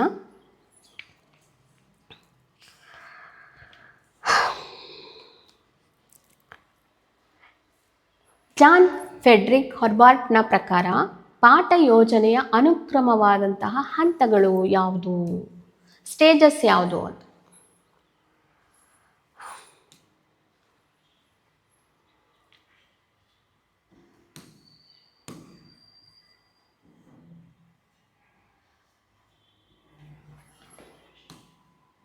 ಎಸ್. ಜಾನ್ ಫೆಡ್ರಿಕ್ ಹರ್ಬರ್ಟ್ನ ಪ್ರಕಾರ ಪಾಠ ಯೋಜನೆಯ ಒಂದು ಸರಿಯಾದಂತಹ ಅನುಕ್ರಮವಾದ ಹಂತಗಳು, ಸ್ಟೇಜಸ್ ಅಂತ ಹೇಳ್ತೀವಲ್ಲ, ಸ್ಟೇಜಸ್ಗಳು ಯಾವುದು ಅಂತ ಹೇಳಿ ಇಲ್ಲಿ ಕೇಳಿದ್ದಾರೆ. ಸೊ ಅನ್ವಯಗೊಳಿಸುವುದು, ಸಹಯೋಗಗೊಳಿಸುವುದು, ಪ್ರಸ್ತುತಪಡಿಸುವುದು, ಸಾಮಾನ್ಯೀಕರಣಗೊಳಿಸುವುದು ಹಾಗೂ ಸಿದ್ಧತೆಗೊಳಿಸುವುದು ಅನ್ನುವಂತಹ ಒಂದು 5 ಆಯ್ಕೆಗಳನ್ನು ಇಲ್ಲಿ ನಮಗೆ ಕೊಟ್ಟಿದ್ದಾರೆ. ಸೊ ಅದು ಫಸ್ಟು ಪಾಠ ಯೋಜನೆ, ಲೆಸನ್ ಪ್ಲಾನ್ ಅಂತ ಏನು ಕರಿತೀವೋ ಅದರ ಒಂದು ಸರಿಯಾದ ಹಂತಗಳು ಯಾವುದು ಅಂದರೆ ಯಾರ ಪ್ರಕಾರ? ಜಾನ್ ಫ್ರೆಡ್ರಿಕ್ ಹರ್ಬರ್ಟ್ನ ಪ್ರಕಾರ ಸರಿಯಾದಂತಹ ಸ್ಟೇಜಸ್ ಯಾವುದು ಅಂತ ಹೇಳೋದಾದರೆ, ಪ್ರಥಮವಾಗಿ ನಾವು ಸಿದ್ಧಪಡಿಸ್ಬೇಕಲ್ವ. ಯಾವುದೇ ಒಂದು ಮಗುವನ್ನು ನಾವು ಪಾಠಕ್ಕೆ ತೊಡಗಿಸ್ಕೊಳ್ಬೇಕಾದ್ರೆ ಅದನ್ನು ಫಸ್ಟು ಪ್ರಿಪ್ರೇಷನ್ನು ತುಂಬ ಇಂಪಾರ್ಟೆಂಟ್ ಆಗುತ್ತೆ. ಸೊ ಸಿದ್ಧಗೊಳಿಸ್ಕೊಳ್ಬೇಕಾಗುತ್ತೆ. ಸೊ ಹಾಗಾಗಿ ಮೊದಲ ಆಯ್ಕೆ ಯಾವುದಾಗಿರುತ್ತೆ? ಇದು ಫಸ್ಟ್ ಆಗುತ್ತೆ ಅಲ್ವಾ. ಅದಾದಮೇಲೆ ನೋಡಿ, ಅನ್ವಯಗೊಳಿಸ್ಬೇಕಾ, ಸಹಯೋಗಗೊಳಿಸ್ಬೇಕಾ, ಪ್ರಸ್ತುತಪಡಿಸ್ಬೇಕಾ, ಸಾಮಾನ್ಯೀಕರಣಗೊಳಿಸ್ಬೇಕಾ, ಸಿದ್ಧತೆ ಆದಮೇಲೆ ಬರುವಂಥದ್ದು ಏನಪ್ಪ ಅಂತ ಹೇಳಿದ್ರೆ ಪ್ರಸ್ತುತಪಡಿಸೋದು ಅಂತ ಹೇಳಿದ್ರೆ ಏನು? ಪ್ರೆಸೆಂಟೇಷನ್ ಆಗಿರಬೇಕಲ್ವ. ಪ್ರಿಪ್ರೇಷನ್ ಆದಮೇಲೆ ಏನು ಮಾಡಬೇಕಾಗುತ್ತೆ? ನಾವು ಅದನ್ನು ಪ್ರೆಸೆಂಟೇಷನ್ಗೆ ಒಳಪಡಿಸ್ಬೇಕಾಗತ್ತೆ. ಸೊ ಹಾಗಾಗಿ ಇದು 2 ಆಗುತ್ತೆ ಸ್ಟೇಜಸ್. ಅದೇ ರೀತಿಯಾಗಿ ಪ್ರಸ್ತುತಪಡಿಸಿದ ನಂತರ ಏನಾಗುತ್ತಪ್ಪ ಅಂತ ಹೇಳಿದ್ರೆ ಸಹಯೋಗಗೊಳಿಸಬೇಕು. ಅಂದರೆ ಅಸೋಸಿಯೇಷನ್ ಅಂತ ಹೇಳಿ ನಾವೇನು ಕರಿತೀವಿ ಅದಾಗುತ್ತೆ. ಸೊ ಇದು ಸ್ಟೇಜಸ್ಸು 3ರಲ್ಲಿ ಬರುತ್ತೆ. ಅದಾದಮೇಲೆ ಸಹಯೋಗ ಅಂದರೆ ಫಸ್ಟು ಸಿದ್ಧಗೊಳಿಸ್ತೀವಿ, ಆಮೇಲೆ ಅದನ್ನು ಪ್ರೆಸೆಂಟೇಷನ್ ಅಂದರೆ ಪ್ರಸ್ತುತಗೊಳಿಸಿದ ನಂತರ ಅದನ್ನು ಸಹಯೋಗಗೊಳಿಸಿದ ನಂತರ ಅನ್ವಯಗೊಳಿಸ್ತೀವ ಅಥವಾ ಸಾಮಾನ್ಯೀಕರಣಗೊಳಿಸ್ತೀವ ಅನ್ನೋದಾದರೆ, ನಾವು ಸಾಮಾನ್ಯೀಕರಣ, ಜನರಲೈಸೇಷನ್ ಅಂತ ಏನು ಕರಿತೀವಿ ಆ ಜನರಲೈಸೇಷನನ್ನು ಮಾಡಬೇಕಾಗತ್ತೆ. ಕೊನೆಯದಾಗಿ ನಾವು ಅನ್ವಯ, ಅಪ್ಲಿಕೇಶನ್ ಲೆವೆಲ್ ಅಂತ ಹೇಳ್ತೀವಲ್ಲ, ಆ ರೀತಿಯಾಗಿ ನಾವು ಮಾಡಬೇಕಾಗತ್ತೆ. ಹಾಗಾಗಿ ಇಲ್ಲಿ ನೋಡಿ ಆಯ್ಕೆಗಳು ಎಲ್ಲಿದೆ? ಮೊದಲನೇದಾಗಿ 5th ಬರುತ್ತೆ, 2ನೇದು 3 ಬರುತ್ತೆ, ಹಾಗೆ 3ನೇದು ಏನಪ್ಪ ಅಂತ ಹೇಳಿದ್ರೆ 2ನೇದು ಸಹಯೋಗಗೊಳಿಸೋದಾಗುತ್ತೆ. ಸೊ ಇಲ್ಲಿ ಆಯ್ಕೆ ಯಾವುದಪ್ಪ ಆಗುತ್ತೆ ಅಂತ ಹೇಳಿದ್ರೆ ಮೊದಲ ಆಯ್ಕೆ ಸರಿಯಾದಂತಹ ಉತ್ತರ ಆಗುತ್ತೆ. ಸೊ ಇಲ್ಲಿ ನಮಗೆ 57ನೇ ಪ್ರಶ್ನೆಗೆ ಸರಿಯಾದಂತಹ ಒಂದು ಆಯ್ಕೆ ಯಾವುದಪ್ಪ ಅಂತ ಹೇಳಿದಾಗ ಇದು 1 ಆಗಿರುತ್ತೆ. ಸೊ ಜಾನ್ ಫ್ರೆಡ್ರಿಕ್ ಹರ್ಬರ್ಟ್ನ ಪ್ರಕಾರ ಪಾಠ ಯೋಜನೆಯ ಅನುಕ್ರಮವಾದ ಹಂತಗಳು ಯಾವುದಪ್ಪ ಅಂತ ಹೇಳಿದ್ರೆ, ಮೊದಲು ಸಿದ್ಧಗೊಳಿಸ್ತೀವಿ, ಅನಂತರ ಪ್ರಸ್ತುತಗೊಳಿಸ್ತೀವಿ, ಅದಾದ ಮೇಲೆ ಸಹಯೋಗಗೊಳಿಸ್ತೀವಿ, ಆಮೇಲೆ ಸಾಮಾನ್ಯೀಕರಣಗೊಳಿಸಿ ಕೊನೆಯ ಒಂದು ಹಂತ ಯಾವುದಪ್ಪ ಅಂತ ಹೇಳಿದ್ರೆ ಅನ್ವಯವನ್ನು ಗೊಳಿಸೋ ಅಂಥದ್ದು. ಸೊ 58ನೇ ಪ್ರಶ್ನೆಗೆ ಹೋಗ್ತಾ ಇದ್ದೀವಿ. ಸೊ 58ನೇ ಪ್ರಶ್ನೆಯಲ್ಲಿ ನೋಡಿ, ಭಾಷಾ ಬೋಧನಾ ಶಾಸ್ತ್ರ ಅಂತ ಏನು ಹೇಳ್ತೀವಿ, ಆ ಭಾಷಾ ಬೋಧನೆಯ ಮೌಲ್ಯಮಾಪನ, ಇವ್ಯಾಲ್ಯೂಯೇಷನ್ ಅಂತ ಹೇಳ್ತೀವಲ್ಲ, ಅದರ ಉದ್ದೇಶ ಇದು ಅಲ್ಲ ಅಂತ ಕೊಟ್ಟಿದ್ದಾರೆ. ಸೊ ಏನಪ್ಪ ಅಂತ ಹೇಳಿದ್ರೆ ಯಾವುದು? ವಿದ್ಯಾರ್ಥಿಗಳಿಗೆ ಶೈಕ್ಷಣಿಕ ಮಾರ್ಗದರ್ಶನ ಮಾಡೋ ಅಂಥದ್ದು.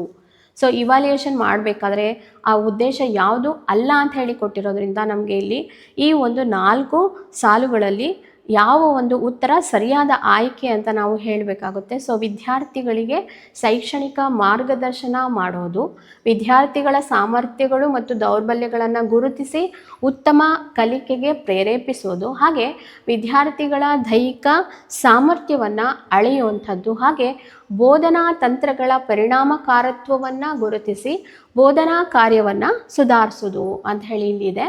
ಸೊ ಇಲ್ಲಿ ನೋಡಿ, ಈ ಸಾಲುಗಳನ್ನು ಗಮನಿಸಿದಾಗ ಇಲ್ಲಿ ಒಂದೇ ಒಂದು ನೆಗೆಟಿವ್ ಆಗಿದೆ. ಯಾವುದು?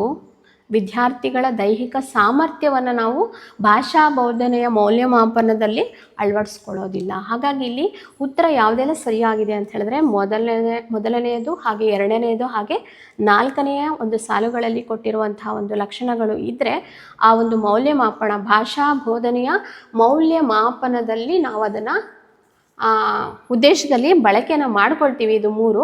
ಹಾಗೆ ಇದೊಂದು 3ರ ಆಯ್ಕೆ ಏನು ಕೊಟ್ಟಿದ್ದಾರೆ, ಅದು ವಿದ್ಯಾರ್ಥಿಗಳ ದೈಹಿಕ ಸಾಮರ್ಥ್ಯವನ್ನು ನಾವು ಅಲ್ಲಿ ಹೆಚ್ಚು ಪ್ರಾಶಸ್ತ್ಯವನ್ನು ಅಲ್ಲಿ ಕೊಡೋದೇ ಇಲ್ಲ. ಹಾಗಾಗಿ ಇಲ್ಲಿ ನೋಡೋಣ, ಕಂಡುಕೊಳ್ಳಲು ಬಳಸುವಂತಹ 1 ನಿಮಿಷ.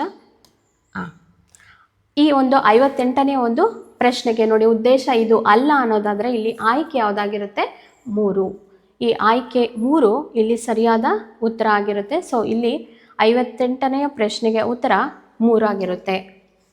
ಇನ್ನು ಮುಂದುವರೆದು ನಾವು 59ನೇ ಪ್ರಶ್ನೆಗೆ ಹೋಗೋದಾದರೆ, ವಿದ್ಯಾರ್ಥಿಗಳ ಕಲಿಕೆಯಲ್ಲಿನ ದೋಷಗಳನ್ನು ಕಂಡುಕೊಳ್ಳಲು ಬಳಸುವಂತಹ ಪರೀಕ್ಷೆ ಯಾವುದು? ಕಲಿಕೆಯಲ್ಲಿನ ದೋಷ ಅಂತ ಹೇಳ್ತೀವಿ. ವಿದ್ಯಾರ್ಥಿಗಳಿಗೆ ನಾವು ಕಲಿಕೆಯಲ್ಲಿ ತೊಡಗಿಸ್ಕೊಳ್ತೀವಿ.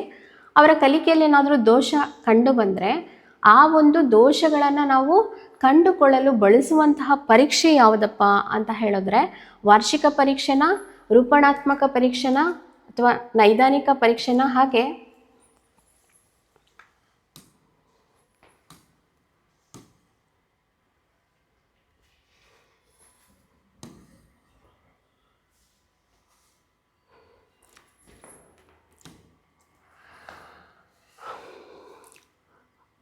ರೂಪಣಾತ್ಮಕ ಪರೀಕ್ಷೆ ಅಥವಾ ನೈದಾನಿಕ ಪರೀಕ್ಷೆಯನ್ನು ಬಳಸ್ಕೊಳ್ತೀವ, ಅಥವಾ ವಾರ್ಷಿಕ ಪರೀಕ್ಷೆ ಇರಬಹುದು, ಅಥವಾ ಸಂಕಲನಾತ್ಮಕ ಅಂತ ಏನು ಹೇಳ್ತೀವೋ.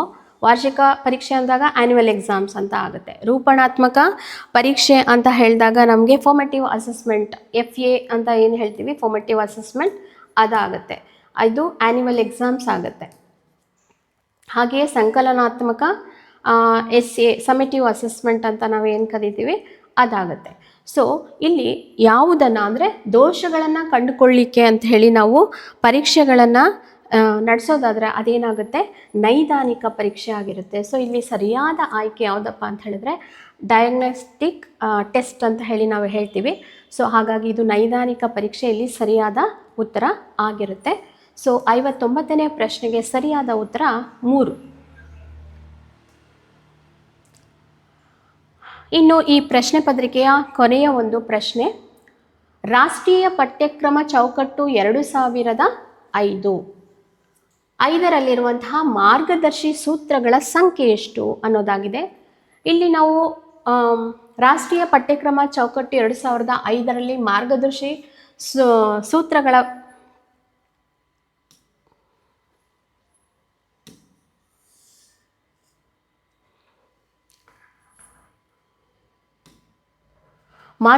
ಸೂತ್ರಗಳ ಸಂಖ್ಯೆಯನ್ನು ಹೇಳೋದಾದರೆ ನಾವು ಇದನ್ನು ಇಲ್ಲಿ 5 ಅನ್ನೋದರ ಉತ್ತರ ಸರಿ ಅಂತ ಹೇಳ್ಬಹುದು. ಆ ಒಂದು 5 ಸೂತ್ರಗಳ ಬಗ್ಗೆ ಹೇಳೋದಾದರೆ, ಮಾರ್ಗಸೂತ್ರಗಳು ಯಾವುದು ಅಂದರೆ ಶಾಲೆಯ ಹೊರಗಿನ ಜೀವನಕ್ಕೆ ಅವ್ರು ಏನು ಮಾಡೋದು, ಜ್ಞಾನವನ್ನು ಜೋಡಿಸ್ಬೇಕಾಗುತ್ತೆ. ಹಾಗೆ 2ನೆಯ ಸೂತ್ರ ಏನಾಗಿರುತ್ತೆ ಅಂತ ಹೇಳಿದ್ರೆ, ಕಲಿಕೆಯನ್ನು ಕಂಠಪಾಠ ವಿಧಾನಗಳಿಂದ ದೂರ ಇಡೋದು. ಮಕ್ಕಳಿಗೆ ಕಲಿಕೆಯನ್ನು ಅವರ ಒಂದು ಕಂಠಪಾಠ ಮಾಡಿ ಅವರನ್ನು ತೊಡಗಿಸೋದಲ್ಲ, ಅದರಿಂದ ಅದನ್ನು ದೂರ ಇಡಬೇಕು ಅನ್ನೋದು 2ನೇ ಒಂದು ಸೂತ್ರ ಆಗಿರುತ್ತೆ. ಅದೇ ರೀತಿಯಾಗಿ 3ನೆಯ ಸೂತ್ರದ ಬಗ್ಗೆ ಗಮನ ಕೊಡೋದಾದರೆ, ಪಠ್ಯಪುಸ್ತಕಗಳನ್ನು ಮೀರಿದ ಪಠ್ಯಕ್ರಮವನ್ನು ಶ್ರೀಮಂತಗೊಳಿಸುವುದು. ಕೇವಲ ಪಠ್ಯಪುಸ್ತಕಕ್ಕೆ ಮಾತ್ರ ಮಕ್ಕಳನ್ನು ಸೀಮಿತಗೊಳಿಸೋದು ಅಲ್ಲ ಅನ್ನೋದು 3ನೇ ಸೂತ್ರ. ಹಾಗೆಯೇ 4ನೇ ಸೂತ್ರದ ಬಗ್ಗೆ ಗಮನ ಹರಿಸೋದಾದರೆ, ಪರೀಕ್ಷೆಗಳನ್ನು ಹೆಚ್ಚು ಹೊಂದಿಕೊಳ್ಳುವಂತೆ ಮಾಡೋದು, ಹಾಗೆ ತರಗತಿಯ ಜೀವನದೊಂದಿಗೆ ಅವರನ್ನು ಸಂಯೋಜಿಸೋದು. ತರಗತಿಯಲ್ಲಿ ಪ್ರಶ್ನೆಗಳನ್ನು ಕೇಳೋದು, ಅವರಿಂದ ಉತ್ತರಗಳನ್ನು ಪಡೆಯೋದು, ಈ ರೀತಿಯಾಗಿ ಕಮ್ಯುನಿಕೇಷನ್ ಶಿಕ್ಷಕರಿಗೂ ಹಾಗೂ ಮಕ್ಕಳ ನಡುವೆ ಬಾಂಧವ್ಯವನ್ನು ಹೆಚ್ಚೋದಾಗಿರುತ್ತೆ. ಹಾಗೆ ಇನ್ನು ಈ 4 ಸೂತ್ರಗಳ ಜೊತೆಯಲ್ಲಿ ನಾವು 5ನೇ ಒಂದು ಸೂತ್ರ ಇದೆ. ಅದೇನಪ್ಪ ಅಂತ ಹೇಳಿದ್ರೆ, ದೇಶದ ಪ್ರಜಾಪ್ರಭುತ್ವದ ಆಡಳಿತದಲ್ಲಿ ಕಾಳಜಿಯುಳ್ಳಂತಹ ಆಶಯಗಳಿಂದ ಪ್ರೇರಿತವಾದ ಗುರುತನ್ನು ಪೋಷಿಸೋದು. ಸೊ ನಮ್ಮ ದೇಶ ಪ್ರಜಾಪ್ರಭುತ್ವ ದೇಶ ಅಂತ ಹೇಳಿ ಎಲ್ರಿಗೂ ಗೊತ್ತಿರುವಂಥದ್ದೇ. ಸೊ ಈ ಒಂದು ಪ್ರಜಾಪ್ರಭುತ್ವದ ಬಗ್ಗೆ ನಾವು ಶಿಕ್ಷಕರು ಮಕ್ಕಳಿಗೆ ಅದರ ಬಗ್ಗೆ ಹೆಚ್ಚು ವಿಚಾರಗಳನ್ನು ಪ್ರಸ್ತುತಪಡಿಸಬೇಕು ಅನ್ನೋದೇ ಇದು ಒಂದು ರಾಷ್ಟ್ರೀಯ ಪಠ್ಯಕ್ರಮ ಚೌಕಟ್ಟಿನ ಉದ್ದೇಶ ಆಗಿರೋದ್ರಿಂದ ಈ ಒಂದು 5 ಸೂತ್ರಗಳ ಸಂಖ್ಯೆ ಎಷ್ಟು ಅನ್ನೋದಕ್ಕೆ ಒಂದು 5 ಸೂತ್ರಗಳನ್ನು ನೀಡಲಾಗಿದೆ. ಸೊ ಹಾಗಾಗಿ 3ನೇ ಆಯ್ಕೆಯಲ್ಲಿ ಸರಿಯಾಗಿರುತ್ತೆ. ಸೊ ಫ್ರೆಂಡ್ಸ್, ಇವತ್ತು ನಾವು ಕಾರ್ಟೆಟ್ನ 2024ರ ಪ್ರಶ್ನೆ ಪತ್ರಿಕೆಯ ಬಗ್ಗೆ ತಿಳ್ಕೊಂಡ್ವಿ. ನಮ್ಮ ಮುಂದಿನ ಪ್ರಶ್ನೆ ಪತ್ರಿಕೆಗಳನ್ನ ಸಾಲ್ವ್ ಮಾಡ್ತೀವಿ. ಸೊ ನೀವು ನಮ್ಮ ತೇಜ್ ಅಕಾಡೆಮಿಯ ಎಜುಕೇಷನಲ್ ಚಾನಲ್ಗೆ ಸಬ್ಸ್ಕ್ರೈಬ್ ಆಗುವುದರ ಮುಖಾಂತರವಾಗಿ ನಮಗೆ ಇನ್ನೂ ಹೆಚ್ಚಿನ ಪ್ರೋತ್ಸಾಹವನ್ನು ನೀಡಬೇಕು ಅಂತ ಕೇಳ್ಕೊಳ್ತಾ ಈ ಒಂದು ಸೆಷನನ್ನು ಮುಗಿಸ್ತಾ ಇದ್ದೀನಿ. ಧನ್ಯವಾದಗಳು.